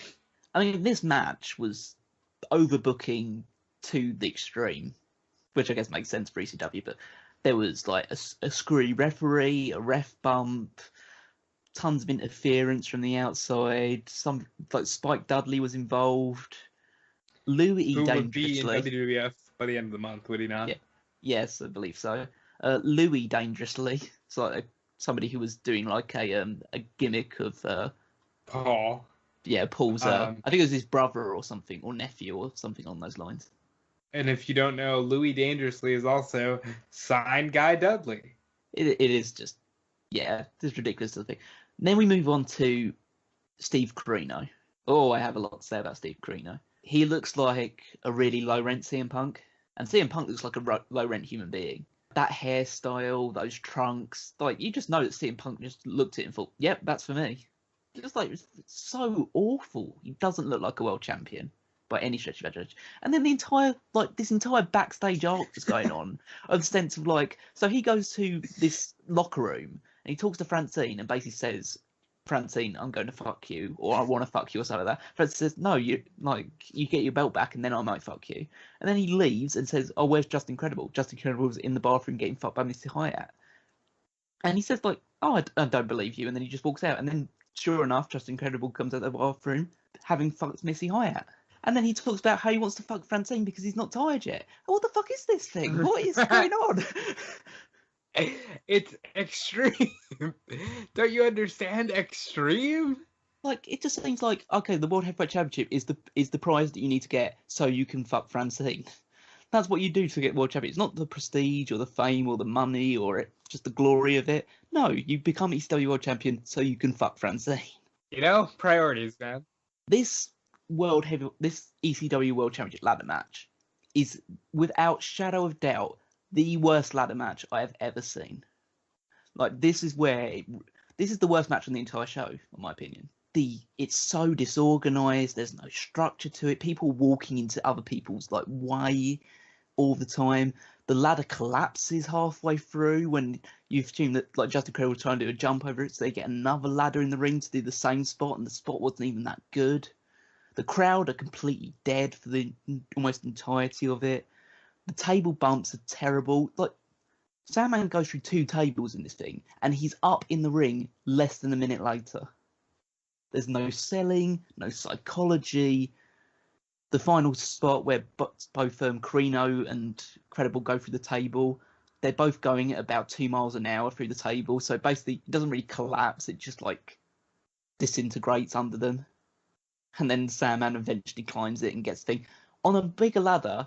And they had raised the title another 2 feet in the air from the original ladder because the first ladder was so small that the title was just swinging from it. And then they raised the title even further up. What do you think? Is this really the worst ladder match of all time? Well, I'll tell you what. There's one that happened exactly 14 days after this that is a very good ladder match. And by the way, there's a iteration of a ladder match on that WCW show as well. But this is just not good. And it's funny, this is kind of shattering illusions for me because I remembered as a kid thinking Steve Corino is good. Yeah, I wasn't thinking that after Guilty is charged. I mean, it's a one match. So it's not like we get a huge perspective over his entire career and stuff along those lines. And Justin Credible had his moments that was very good. And even the Sandman, as uncoordinated as he was, could be entertaining in the match. But this was just all over the fucking place. And then following that, you have Sandman win the championship, and then they all shake hands afterwards, like a big show of respect. And then the Baldies come out again after coming out in the first match. They come out again and start attacking Corino and Credible. And then Rhino comes in. And Rhino's the television champion at this point, and he cuts a promo saying, like, why the fuck would I be the television champion when we don't even have TV? Great way to bury your own company at that point. And then he forces a impromptu title match by saying that he's going to fucking murder Sandman's family. Then they have the match, which essentially Rhino goring him multiple times through tables and everything, and Sandman keeps kicking out. And then he hits a pile driver onto like the broken bits of table, and then that finally pins him. Like, the weakest move that he hit actually pinned him. Rhino is a guy that I really like, and I wish would have been a bigger deal overall in wrestling. Rhino might have been the last good thing that ECW did, and I think that he was the rightful last ECW champion in the sense that if they were going to get picked up, he's the guy I would have wanted on top of my promotion at that time. I think it had my laugh out moment of the night though, which was when Rhino first got into the ring, he stumbled while doing the gore, and so he basically just hit Sandman, no speed whatsoever. He almost just like fell into him. It was just so funny. It's like, wow, this is the moment you're about to become world champion, and you basically just fell over halfway for doing your big move. Do you think that when he went to WWE that they had bigger plans for him? No, I think he was always just going to be a hardcore guy. I think they planned that with most ECW guys. That's a shame. Main event, as we spoke about, was Jerry Lynn against Rob Van Dam. So this was Van Dam's last ever match with ECW. He didn't wrestle in either of the 2 live events that came up afterwards. His appearance was pretty much a last minute thing because he'd been wrestling on the independent circuit for a while. He hadn't actually wrestled for ECW for quite a few months leading into this because he wasn't being paid, so he didn't want to turn up. So he was wrestling in the independent circuit instead. And they made an agreement. I believe he got paid up front for this one, so he did decide to turn up for this event, just have one final hurrah. And this match, I'm sure it was great for indie standards at the time. Not to hold anything against it, I'm sure there were better matches going on at this point in time, but this was, I think, in 2019 eyes, it's not really that great. It's okay, but it won't light anyone's world on fire. Yeah, and I think that's a statement on where we are in wrestling today, because we know that guys like Meltzer were singing the praises of RVD versus Jerry Lynn as the work rate rivalry and the work rate matches for that time period. I think RVD looked a lot more athletic than obviously the last time I saw him compete. Like he was a lot more like flippy with his kicks and stuff like that, and he could do nip ups with greater ease. Yeah, it's just a case of like it's not something that will hold up over time. But you talk about like other people that were on this show, like people that would be in WWE in like a very short space of time in the next few years. So you have Kid Cash is in this show. You got Super Crazy, Nunzio, the Full Bodied Italians, Tajiri. Yeah, Tajiri was in here very quickly afterwards. Have Dormery was managing Simon Diamond and Johnny Swinger at this time. Balls Mahoney, who was basically just, I mean, this was a match that everyone was just killed by Rhino, with Rhino hitting a pile driver from the middle rope on Jasmine St. Clair, who you might remember from a previous edition of Porn Star or Superstar. So, is she not both? She is both, yeah. She's one in the middle of that Venn diagram. She can join the likes of Chyna and Sunny and Mickey James. But yeah, so like final thoughts on this ECW. This is the last ECW show. Did it make you want to ever go back and watch more ECW stuff? It made me say if I ever go back and watch ECW, I'm watching strictly 94 through 97. It was a car crash show, and in a time of where wrestling's, as much as we shit on stuff of being like boring or predictable and stuff like that, it's more structured and organized. So to have this car crash stuff going on, I think at the time would have been overkill because basically everything was car crash on Raw or SmackDown or anything along those lines. As a one-off experience, it was fun. But the only thing I really hated was the ladder match, and it just really got my goat about it. But other than that, it was a decent time. I liked it in the vein of what could this have been? If we look at a company like how Impact has survived, if ECW was able to survive just 16 to 18 months, what could they have been with guys like Joey Matthews, Christian York? They would have eventually gotten CM Punk. You know what I mean? Like, that is what kept me interested in this show, is what could they have been? Okay, so from the land of extreme to The land of the bland? Yeah, I wish I had a better segue, but I'll go with the bland land. So WCW Sin, January 14th, Conseco Fieldhouse in Indianapolis. A huge attendance of just over 6,000 people. Approximately did 80,000 pay-per-view buys. Which, if you want to compare it to, you can't compare it to ECW. ECW show doesn't actually reveal, for the last like few pay-per-views, they don't actually reveal the pay-per-view buy numbers, which is a bit of a shame. But compare it to the Royal Rumble, which we'll talk about in a little bit, that had 625,000 approximately.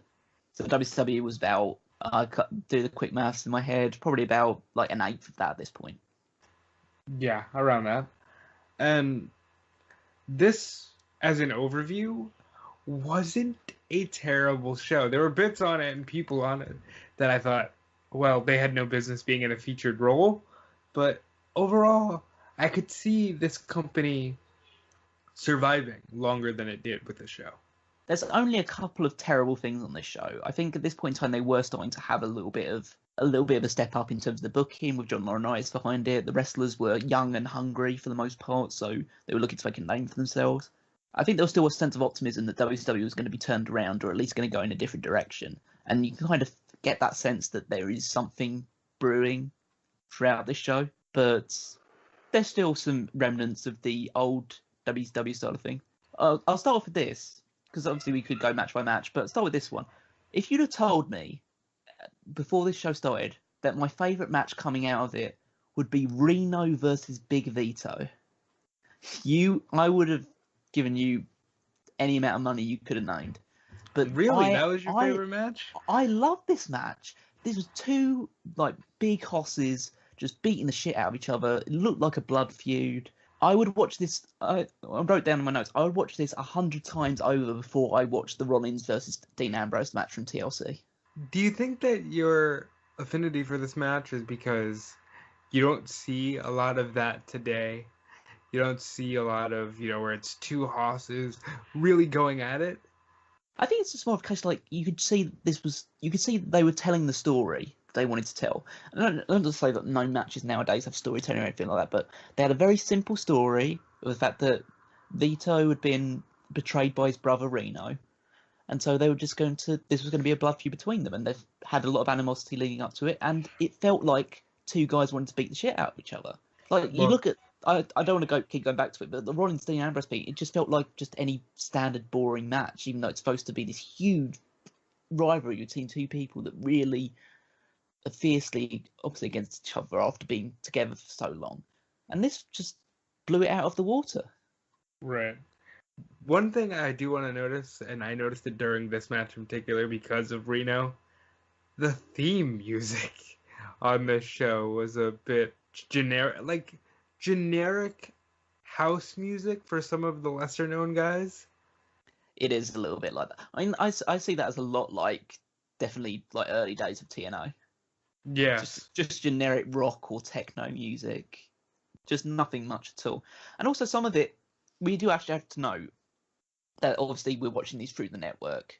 So there might be some copyrighted music that's been replaced by just generic music from WWE's archives or whatever. Definitely saw that with Double J. So I also talk about the fact that, well, we have to talk about the biggest thing that happened on this show. That they don't freaking show? Now, this is the thing. I thought that they had not shown it. They deliberately cut it out of the network version, but this is actually what happened. Because I checked the next episode of Nitro, and they did show it in its entirety because they actually missed it on camera. It's amazing. The WCW managed to miss this thing on camera actually live. So what happens? We're talking about the 4-way World Heavyweight Championship match. So what's been building up at the time is that Ric Flair has a mystery man coming in, and we have no idea who it is at this point in time. There's a lot of speculation going around. I don't think anyone had it.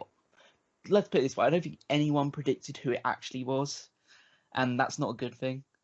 So it's Scott Steiner versus Sid Vicious versus Jeff Jarrett versus this mystery man, and it starts off essentially with Steiner and Jeff Jarrett based in a handicap match against Sid. And this was so badly booked in the sense that I understood the point where Jeff Jarrett said that he was going to be in Scott Steiner's corner. So when Scott Steiner went for a pinfall, Jeff Jarrett didn't interfere. All right, if that's storytelling, that's fine. But then there was a point where Jeff Jarrett went for a pin and Scott Steiner didn't break it up. And he's the champion, for fuck's sake. You're going to lose your championship because you won't break up the pinfall of a guy pinning the guy that you're beating up? It's ridiculous. You know what? Let me tell you. I think Tony Schiavone, the other two men as well, but specifically Tony, did a tremendous job of trying to make sense out of some of the more ridiculous things that happened on this show. They were on hiding to nothing at this point in time. I mean, I don't really... Schiavone was even making this much of an effort at this point in time. But I thought him and Scott Hudson were pretty good. Yeah, I was never a fan of Mark Madden as the snarky heel, He but was actually he was fired in January. Actually, that was one thing that I saw, but I didn't decide to make one of the big deals. He was fired for apparently some inflammatory stuff that he said during the Australian tour. interesting. I I thought Tony, especially in cases like the chain match where they hang the chain above the ring and Tony just goes, they haven't made a single note as to how they're actually going to get this chain. And, it's stuff like that that he would be experienced with making sense out of because he'd been doing it for so long. And I just want to say real quick, one of the worst things on this show, and of 2001 as a whole, Ric Flair's stupid spiky gel haircut. It's not his best look. By any stretch of imagination, maybe he was trying to copy David or whatever. Why would you ever want to copy David if you're Ric Flair? But I think it was a case of they said, "Hey, modernize yourself, Rick." Well, they'd actually done a thing. They'd done a hair versus hair match earlier, I think in 2000 at some point, where Ric Flair lost a lot of his hair. So I think he was still in the process of growing back. He was keeping it short for a while. But yeah, it's definitely a good thing that he eventually did grow it back out. But so let's get to the big part of this match where Sid's finally gotten the upper hand over the two people that are beating him up. He climbs to the middle rope. At this point in time, the camera cuts away to Ric Flair's mystery man coming to the ring, and he's dressed up in a straight jacket and mask. And you can see this guy's fucking huge. And I don't mean huge tall-wise, I mean girth-wise. And then you come back to the screen, and Sid Vicious is on the floor, and his leg is literally dangling by the knee. Like, you look at it and just go, I don't know how people watch this for the first time and not feel physically sick. I mean, when you see the actual break on the actual episode of Nitro, that's the bit that would send all silence turning. If you've never seen the Sid leg break, I don't know if I can encourage you to watch it because it might lead to some sort of suing or something along those lines. But I would say it will stick with you forever if you do see it. It's just like it's him laying on, and it has to have Scott Steiner coming in and just like stomping him because he can't do anything. He's laying down. His leg is literally hanging by a thread. And then there's the mystery man who comes in and has to hit him real quick. Just like get it over with because it's clearly his leg is fucked here, and So the mystery guy is Animal. So from the Road Warriors, no Hawk, just Animal. Animal comes in, and people I don't know whether the idea was that he was supposed to be another babyface that would take on the other people. But what he does is he stomps a prone, broken, in more ways than one, Sid Vicious, and then Scott Steiner just immediately pins him. And then the show's over. Yeah, and it ends quick. Well, it had to. I assume this was meant to go another 5 minutes or so, just to lead to the end of it with Animal coming out. But obviously the leg break meant that you just had to cut it completely. Now, from what I gathered throughout the show, the story here is that Ric Flair is the babyface authority figure. Mm-hmm. And he's trying to stack the deck against Scott Steiner by teaching him, there are no friends, you can't trust anybody, but actually, he's bringing in the mystery man to help him because this would lead to a faction known as the Magnificent Seven, which was Animal, Steiner, Jarrett, Luger, Bagwell, Flair, and I don't know who number 7 is, but they were like the heel faction for about a month. Was it 7? Yeah. The infamous Dustin Rhodes character. Oh, no, but I'll tell you what, it does lead to a kiss my ass match with Ric Flair and Jeff Jarrett versus Dusty and Dustin, which we will get to at some point on this podcast. That'll be an interesting one to come up to. I was asked, what was your favourite match from the night? My favorite match was the opener, Chavo and Shane Helms. It was a pretty good showing for a Cruiserweight match. I don't think it lives up to. I think my issues have been stirred a little bit by watching Cruiserweight matches from past in WCW with Rey Mysterio and Billy Kidman and like Eddie Guerrero, Chris Jericho. It's hard to see this match in the same light, but it was a good match. What'd you think of Sergeant? I know his working name was Buddy Lee Parker, What do you think of him? Uh, he didn't really stand out to me. Oh, that's good. I don't think he was ever meant to be a standout guy in pro wrestling. Well, what do you think about Oh, obviously, I'll go back to that match in just a little bit. But what do you think about the penalty box for the Uh, Team Canada versus Filthy Animals match? I think it's funny, and then TNA saw it and said, "We're gonna We'll make every utilize match like this." this. We'll make every match like this. Yeah, King of the Mountain, baby. This match was ridiculous, but like the match wrestling itself was fine, but just like why, in terms of like just general wrestling logic, would you have the babyface team get the advantage, a 3-on-1 advantage over the heels pretty much off the get-go? It's like I'm sorry, these was this a Lucha House Rules match from 2018? I know, it's just logic was just out the window here. We had this hardcore title triple threat match. That was fun. This was you said fun. Yeah, it was fun. Yeah. I couldn't have fun over the top of Daphne screaming over every single thing for the first like 5-10 minutes of this thing. Her screaming absolutely drove me crazy. For me, it's always fun to see Terry Funk, and especially a guy like Haku, or I guess Meng here for the next 7 days, wrestle in such a match and beat the crap out of each other. Because it's like, why are you putting yourself through this, guys? I thought this sort of thing. I said an utterly disorganized hardcore brawl that would have no place in 2019. Yeah, really have no place. A lot of these matches that we're going to talk about on all 3 shows have next to no place in 2019. Natural Brawn Thrillers versus the Insiders for the Tag Team Championship was What an okay match. What a fucking mess.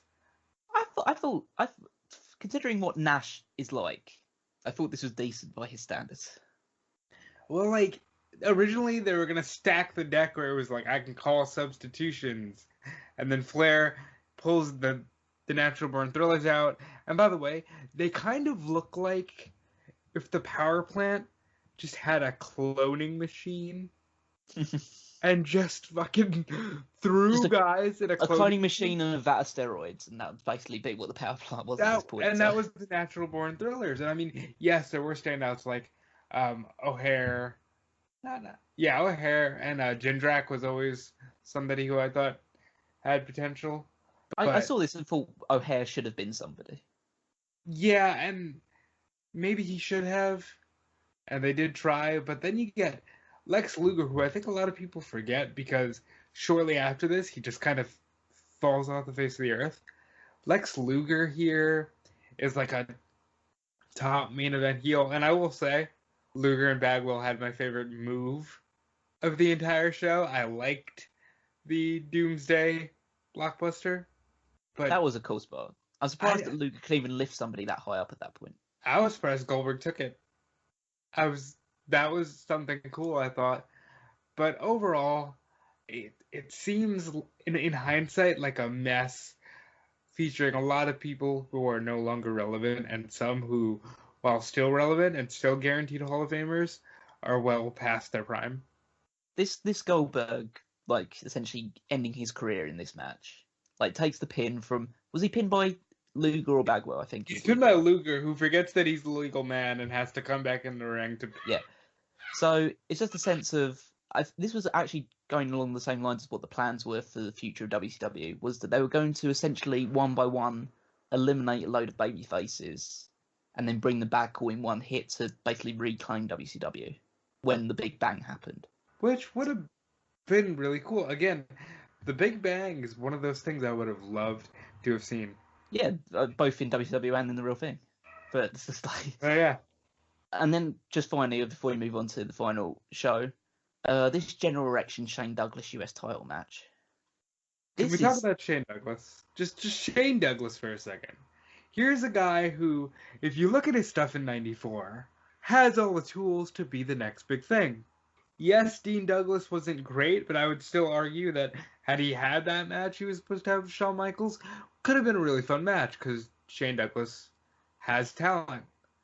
Shane Douglas, by this point, is like Jeff Jarrett. What Jeff Jarrett is to a lot of people. Or I'll go to relate it to today, Dolph Ziggler. Like, here's this guy who believes that he was supposed to be the biggest thing, but it's not happening, pal. And that is the entire vibe I got from this match. Oh, by the way, and that dumb, that the line, first of all, uncensored, the "get your ass franchised." I don't know what that's supposed to mean, but when he throws in a laugh in the middle of that to counteract the word ass, because I guess you couldn't say ass on pay-per-view in 2001, after watching a pay-per-view that was literally just, hey, you want to fuck me? I don't know. But I mean, this match is so... I mean, you watch this match and you think, how was Vince Russo not booking at this point in time or writing this stuff? Because it's so illogical. It's one of those ones where it's not a pole match, but it's a ladder match, but the thing that you have to get is a chain on top, and it doesn't have to be involved in the actual result of the match. Or it's a first blood match. It's not even a pinfall match, it's a first blood match. So you could basically make him bleed at any point in time. Use the fucking ladder to make him bleed. I love the fact that it was a ladder match, and they were both targeting their arms and legs with moves. Like, what the fuck are you doing? Just hit him in the head over and over again, and he'll eventually start bleeding. Yeah, one of the things I actually heard was Hugh Morris or General Erection be like, ask him! And I'm like, why is he asking the ref to ask him? He can't win like that. And then it's just like, you have, like, originally Shane, like, they got a chain hanging on top because in the build up to the show, Shane Douglas been using a chain to beat up General Erection. But then you have a chain in Shane Douglas's trunks, which the referee takes away because he's not allowed to use that, even though this is a no disqualification match, and so he could do anything.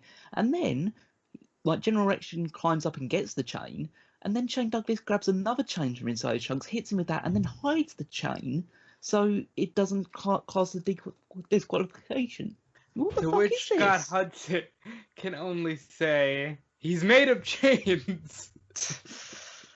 That was the most illogical booking of the entire everything we watched. Yeah, I think of the my entire favorite. month. I can't say WCW Sin was a bad show. It definitely wasn't blow away, but it had a few things that were just the absolute worst of WCW. I hope that when we get to Super Brawl Revenge, which I think is what we're going to next, or Greed, that we feel better about WCW as a whole. Yeah, I'm hoping that at least by the end of it we feel a little bit nostalgic and sad that it did eventually die, rather than good riddance about it. You know who was not on this show? Booker T. Yeah, that is a bit of a strange one. Because he would end up being the overall WCW champion at the end of it. Well, the guy coming out of WCW. Like, he's the guy during the invasion thing that really is the WCW guy coming out of it. So yeah. it is a bit odd that he's not in this situation right now. But I'm sure we will definitely be seeing him as the months progress. But now let's just wrap this all up, this little journey back into time to 2001 with the Royal Rumble. Having a 2019 version of this very soon. But for now, we go to the New Orleans Arena. Over 17,000 in attendance, 625,000 buy rates. The third biggest Rumble in terms of buy rates in history. Still to this day? Or... To this, well, obviously, you don't get buy rates anymore because pay-per-view doesn't exist, really. It's true. It's the network stuff. So the only years it's behind is 2002 and 99. I'm going to be honest, this was a fantastic show. I would say, I'll let you obviously carry on the point, but I'll say it's a fantastic show for one thing, which you're definitely not going to agree with me about, but I'm going to say it anyway. But overall thoughts, overall thoughts of the show. I thought it was good. I thought the ladder match was fantastic. Love the Dudleys and Edge and Christian, obviously. And after really watching this and sitting down and like finding myself immersed in it, maybe one of my favorite Rumble matches. I think at the time this was noted down as like one of the greatest pay-per-views WWF had ever put on. And the thing that strikes me the most out of it is how over everyone is. This opening tag team match between the Dudleys and Edge and Christian, the crowd is so behind the Dudley boys. They're so positive about them. They're cheering like the Heat and the entire thing. They're so desperate to see them win the match. It's like tag team wrestling in WWE these days, obviously outside of NXT, but in WWE, Nobody's It as over as doesn't this. exist. Nobody's as over as these two teams were. Like Dudley's win the tag team titles, the crowd goes absolutely insane when they win it. And this was a good match, a really good match between these two teams. Yeah, I genuinely think, even though they're known for their tables, ladders, and chair stuff, when they got in regular tag matches, they clicked so well. Can you imagine just a triangle tag team match between them? Triangle tag would be great. Like, wonder when we'll see that. We have to talk about one of the overarching stories from the show, Drew Carey. Legitimately, one of the funniest moments of my childhood was Lowdown, and specifically Tiger Ali Singh going, "Who is this Drew Carey?" He could not get that D'Lo Brown and Chaz, aka Masha the Headbangers, were replaced in the Royal Rumble by Drew Carey. And I thought that was hilarious. I love Drew Carey. I love all his improv stuff. I love Whose Line Is It Anyway. I've loved other stuff, other adventures he's done as well. And this was all building up to his Improv All Stars pay-per-view, which actually did reasonably well. It got 48,000 buys, so almost as many as the WCW show did. Nice. But it was so infuriating, the fact that he was so clearly didn't know anything about professional wrestling. He comes up to me and says that he had no idea that Triple H just left you married in storyline. He said that he'd just run into Kamala backstage. Said that he hadn't been keeping up with wrestling. He didn't know that Vince McMahon had won a Rumble before. I don't know whether he was doing that intentionally, but it was just, you kind of get the sense that he just didn't know anything about it and he was just there to promote his show. Yeah, I feel like that's true, but I still think even his inclusion in the Rumble was hilarious, where he's just trying to pay Kane, and eventually he just eliminates himself, and I thought it was really good. I'll let you, because I'm sure you had absolutely adored this match, wax lyrical about the Chris Benoit, Chris Jericho Intercontinental Championship ladder match. So, here's the thing. In a time before the network, this match was forgotten about for several years. I'm even talking before the Benoit tragedies. Like, this was just not a very talked about ladder match because it didn't have the crazy spots that you would see in a Hardy's match, or it wasn't as, iconic as a Michaels match. But this is a very well wrestled Intercontinental Championship ladder match. And it has one of my favorite spots, which is the on the top, walls of Jericho. But I'd be remiss if I didn't mention the cringiness, knowing what we know today, of Chris Benoit doing a suicide dive into a steel chair. And missing a headbutt from the top of the ladder as well. Yeah. So stuff like that, you kind of grimace, but I still love this match. And WWF had a roster of guys that is comparable to today in that it's so talent heavy. Look at this Royal Rumble. And we'll get to it in a minute, but there's a spot in this Royal Rumble match where Kane and The Undertaker are just standing in the ring, watching Triple H and Stone Cold brawl outside the ring as The Rock is behind. You know what I mean? Like, you just look at those names and you're like, that's a legendary group of guys. I thought that also I noted quite funnily on this one that apparently they were making their debut on Arab television at the Royal Rumble, which I thought was quite ironic in a 2018-2019 world. Again, it's all coming back around. China versus Ivory for the Women's Championship.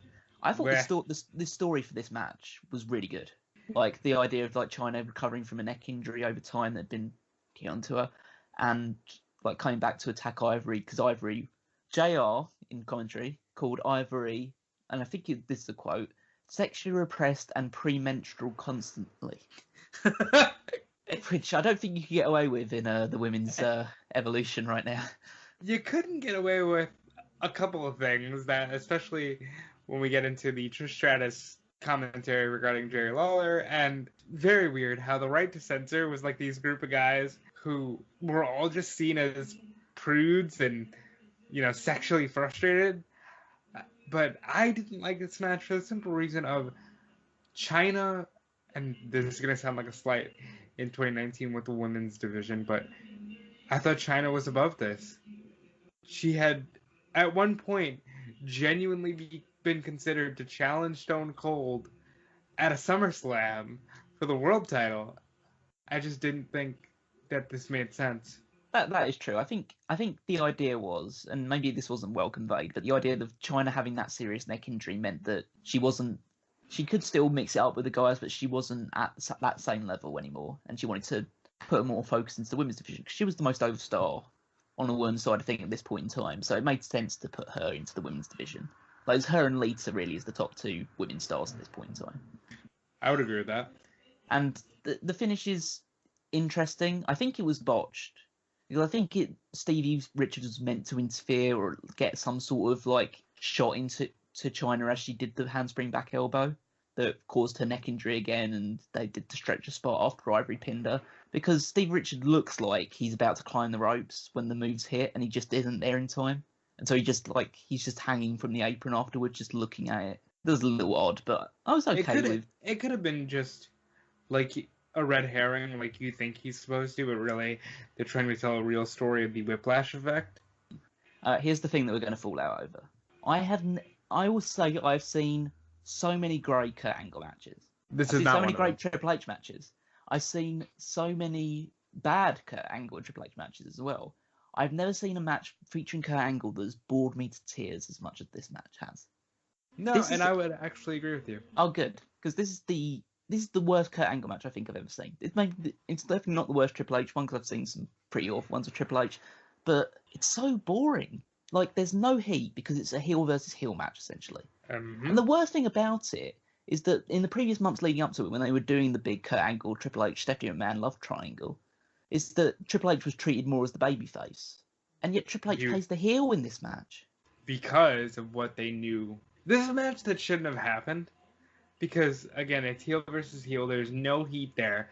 The heat was between the valets, and that's wrong when you're fighting over the World Wrestling Federation Championship. And I don't know. I think that it was just a miss because they're doing heel versus heel. And, Hunter obviously had bigger fish to fry.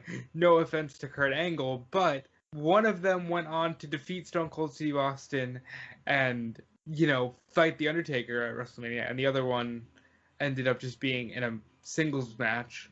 There was no championship match for Kurt Angle at WrestleMania, and there wouldn't be for a couple of years. So I just think this was a weird thing of, well, we can't rely on Triple H being a babyface again because he's going to attack Austin. And, I just think that it was a weird dynamic. I don't know. Didn't like it though. Yeah, it's just a case of it's just very boring. Triple H is very plodding with his offense towards the leg. There's no heat for it because people don't exactly want to see Kurt Angle fight his way out of it because he's hated as well. The crowd finally comes alive when Trish and Stephanie start catfighting outside the ring, and Vince McMahon comes out to separate them and drag them away, and then the crowd dies again because they're gone, and so it's just the two boring guys in the middle of the ring.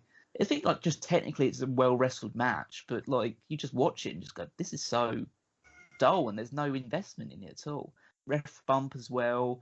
Both of them get a visible pinfall. Both of them are using weapons, and both of them are cheating and stuff like that. Triple H gets the pedigree, gets a pinfall. Then Austin comes out, beats him up, hits a stunner, and then Angle covers him immediately afterwards. So dull. I do want to point out, though, it's so funny that Trish Stratus is considered the greatest of all time here, and she's a straight up slut in this. She's a whore. She's a gold digging whore at this point. She's a gold digging whore. Who would have thought that she would go on to be the picture of female empowerment for WWE for damn near a decade? It's funny how things change. And good on her for getting so much better in the ring over time. Yeah, very good on her. I'm just saying, it's incredible knowing what we know now. And now let's get to the main event, the Royal Rumble match itself. There's a lot of fun in this match, but there's also parts of it that are just so of the era that it's annoying. And what I mean by that is the big hardcore brawl in the first third of the match. It's just a load of I know you say about the star power because there are definitely huge names nowadays that we consider this is peak Attitude Era star level. But then there's just a bunch of absolute nobodies like Al Snow and Raven and Perry Saturn and Taz and all these other ones that are just hitting each other with weapons in the middle of the ring at some point. It's just it was bad. It was badly wrestled. Yeah, I would say that Steve Blackman is not a name that many people may know. may know today, but I love this match because it may be, now that I've seen it again, the definitive performance for Kane. This is Kane's match. This is the match that you go back in Kane's legacy and say this is his match. And it kind of deserves it. I mean, it starts off Jeff Hardy and Bull Buchanan, like a name that nobody will know Which is nowadays. crazy, because nowadays the 1 and 2 spot are so, like, it's got to be, somebody worthwhile, and it's just Jeff Hardy and Bull Buchanan. The last time there was ever like 1 and 2 that was so inconsequential as this was probably like the 2009 one, which I think was Dolph Ziggler and Evan Bourne. That was 2010. 2010, and that was to set up like just Punk beating both and then doing his promo thing afterwards. Yep. So this was just to set up the fact that Matt Hardy was coming out third, and then him and Jeff would fight each other and stuff like that. And then Drew Carey is in, has his little fun spot where he's just in the match and both Hardys eliminate each other. Then he tries to bribe Kane when Kane comes out. And then the Honky Tonk Man. Oh, the Honky Tonk Man. I mean, was Honky Tonk Man a big deal? I mean, he was probably a big deal for like the 80s and stuff like that, but like, would he have been a big deal on this point in time?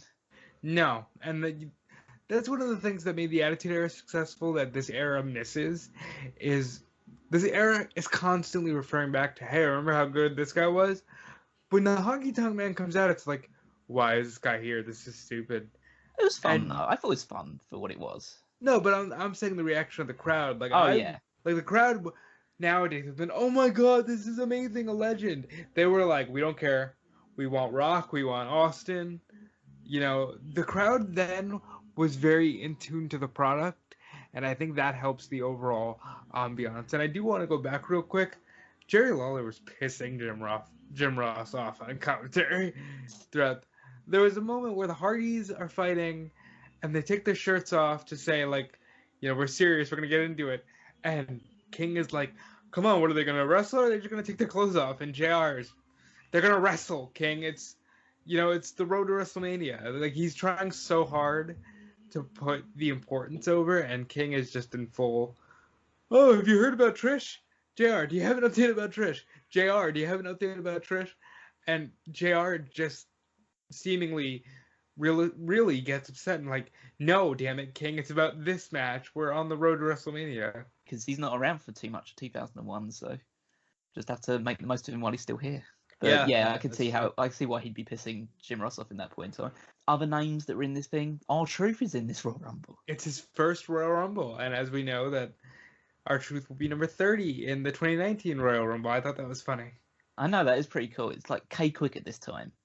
And he's on his own at this point because the Road Dogg has been suspended or fired. I think it was fired at this point.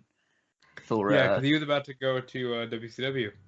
Yeah, good. That's great how that turned out. Really, it was nice to see William Regal in this one, as always. He wasn't in there for long, was he? No, Test eliminated him pretty quickly, and that was the build up to because obviously Regal at this point was European champion. Test would eventually beat him for the title, so there was the start of the feud between those two. The Big Show makes his return because he'd been in OVW for a long time. Essentially, he was sent to OVW to lose weight. He came back, and he was fatter than ever. It was like you look at him and say, "Oh God, that like this OVW camp just hasn't worked whatsoever." Basically, all the talk in the Observer was saying that there was no chance the Big Show was going to make an appearance. The two names they said weren't going to be coming back were Big Show and Mark Henry. Mark Henry doesn't come back, but Big Show does, and he does not look in good shape whatsoever. And Big Show is one person who, I don't know if he had a clause in his contract where he's allowed to eat whatever he wants at any time. No, but I think he was like fired because there is if you look at the video games of that time with No Mercy and SmackDown Know Your Role, Big Show is completely cut out of the games. Like, they were around about. Yeah, I think actually there was a thing of I think in SmackDown, the original SmackDown game. I actually watched a video on this pretty recently, so I think it's online. Big Show's not a playable character, but there's he's a spot. Unknown. Yeah, well, yeah, he's a spot. Occasionally in a Royal Rumble match, the Big Show will just come out in the middle of a Royal Rumble match and eliminate somebody, and then just walk out. Right, that's SmackDown too, because he was also in No Mercy in the betas, but they cut him out because of this contract thing. I don't know if it's like, hey, you can't get these royalties because you're not agreeing to your weight limit, but he gets cut out of these games, and that actually leads to the funny meme of Steven Richards replacing Chris Benoit in certain things, because in this game, Steven Richards is the replacement for Big Show. Just a funny side note. I think after that point, you get Undertaker comes out and him and Kane eliminate basically every other person. And then you get one of the funniest parts of the entire Royal Rumble, which is Scotty Hottie just walking into the ring. With but you know what?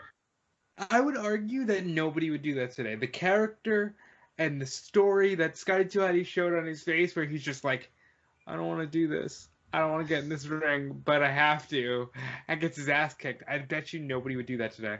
No, you'd imagine like this would be a prize spot for like a Santino Marella if he was still around or something along those lines.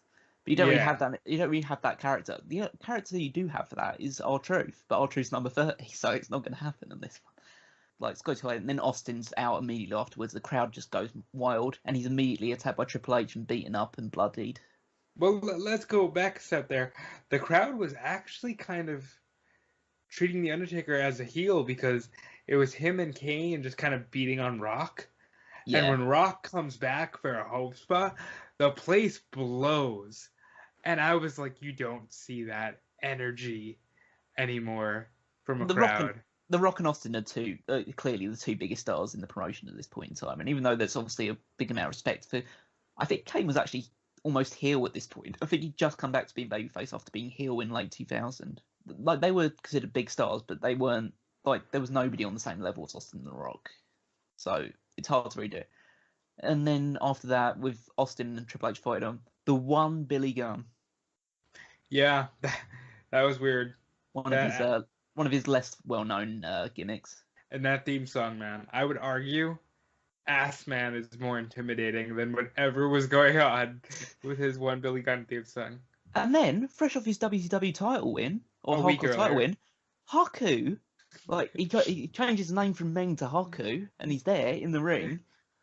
We tried to do some research before we started recording this. I can't find out what the fucking story was about this. Maybe his contract just was ending and they gave him the Hardcore title and then he just left. But I don't know the actual terms about this side of things. But it's just so WCW that they give a championship to a guy that was on his way out immediately. I have fond memories of the fun little side feud of the Brothers of Destruction versus Haku and Rikishi. You're probably the only one then having fond memories about Yeah, I gotta say, I was 7 going on 8, so to me this seemed like, 4 massive guys are gonna, mix it up. I was really upset that Kane is in the Hardcore title match at WrestleMania, especially after watching this performance. Kane should have been a main eventer of a WrestleMania. At least one WrestleMania, he should have had the big main event match. So the final man in was Rikishi. And he's a bad man. Did you know that, Kel? Yeah, he's a pretty bad man in this point. He's a pretty bad wrestler at this point in time as well, because it's just a mixture of like this big heel that nobody really wants to boo because they loved it when he danced instead. And stuck his ass in people's faces. Were you as shocked as I? Well, I've watched this back multiple times, but it still shocks me that Rikishi eliminated Undertaker with one. Very shocking. Very shocking. The Undertaker. Like, I mean, this is 2001 Undertaker, so it's like he's humanized, but still, I would argue that this is more shocking than the Maven thing. Because with Maven, the positioning, you can see something is about to go down. But with this, it was like, yeah, I thought Rikishi had his moment in the sun already because, he had the thing with Austin and Rock. He got tossed off the cell. It's over, you know what I mean? And then it gets down to the final 3 of Rock, Kane, and Austin. And as soon as Rock and Austin have that stare down, you know what the main event of WrestleMania 17 is going to be. Because just the crowd is going crazy. They do all their big stuff, stunners to the Rock bottom to Austin. And then they both try and eliminate each other. And Kane gets back in the ring, eliminates the Rock, tries to eliminate Austin at the same time, but Austin hangs on. So Rock's out. You're down to the final 2, Kane and Austin. These fucking chair shots to the head is just, I know he's wearing a mask, but fuck's sake, it's not made of lead or anything like that. It can't protect you so much against, in fact, it's not just one, it's 3 over and over again. It's a different time. It's hard to I know the argument is always, oh, we didn't know as much about concussions back then about this time, but it's no excuse. You could just have one chair. If you're going to do it, just one chair shot to the head, be fine. You've already hit a stunner. Why'd you have to do it over and over and over again? Yeah, this dude was full on Frankenstein mode. It It was. does make Kane look like a monster. I'll give it that. Like the fact that he had to take that much punishment before getting eliminated, but Which still, again pisses me off for the rest of his 2001, it which I. amazes me. Yeah, it just amazes me that Kane is so like lucid and erudite as a person, and he's still so intelligent. And he's running a fucking like county essentially as like Yeah. as its mayor, and like he took these many chair shots to the head over his career, and this probably isn't the only time that he took that many shots in one Seems match. to have less brain damage than our president here, so good on him. So Austin goes to Mania. This was a very, very fun Royal Rumble. This is where Kane broke the eliminations record, which was eventually taken over by Roman Reigns later on. For Yeah. context there, Kane had this fucking record for 13 years. Mhm. Nobody broke this record. I mean, he eliminated over a third of the Rumble participants. It's 11 men. And I mean, I gotta say, going back and watching this, the definitive Kane performance is here in this match. So overall thoughts about the Royal Rumble? Loved it. It's one of the few Attitude Era shows that I really think lives up to the hype of the Attitude Era. This was a very fun show, and I was very invested in all of the characters. Yeah, this is a very star-studded show. From start to finish, every match, at least in terms of its wrestling ability, is good, or at least has a good story going into it. The only one that's really skippable is the Triple H Kurt Angle match. But yeah, this was definitely the best out of the three shows in terms of just overall quality. It shows that WWF was on such a hot streak at the time. And I think, well, there might only be one show this year that tops it, but we'll get there in a couple of months' time. That's it for now. That's just a walkthrough 2001 to starting off in January. I think it's laid the foundations for what should be 11 more decent historical podcasts going forward. I think so. And if you guys like it, leave your appreciation in the comments, and maybe after we get done with 2001, we can cover what might be both of our favorite years in wrestling, and that's 2002. Either a continuation of that, like let us know what other years, or just like special events, or just things you want us to review of retro pay-per-views and stuff like that. And if you want to encourage us even further, you could obviously chip some money into the Patreon. Doing that gives us a little bit more incentive to put out a few more like these special ones that we're doing. This is just a little break from the norm, gives Tony a little break as well from all the hard work he does. But if you were to give us a little bit of money to line our pockets, our very empty pockets, then we need your money. Like, please give us your money. That's right. And I mean, we'll make more and more of this for stuff. us, well, since we are in the DeLorean and back in 2001, maybe we fund ECW. Maybe that doesn't have to go away if you donate to the Patreon here. Yeah, exactly. There's also other ways you can stay in touch with us. You can leave your comments below in like the YouTube stuff. You can leave us a review on iTunes or Stitcher or anything along those lines. Wherever you listen to us, you can check out smarkoutmoment.com, obviously, for all of the articles. The Royal Rumble is just on the horizon in our real-time thing.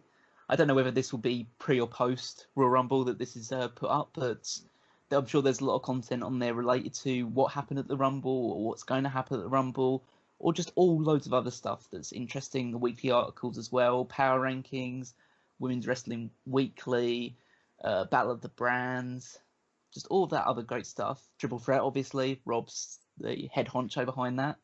Thank you.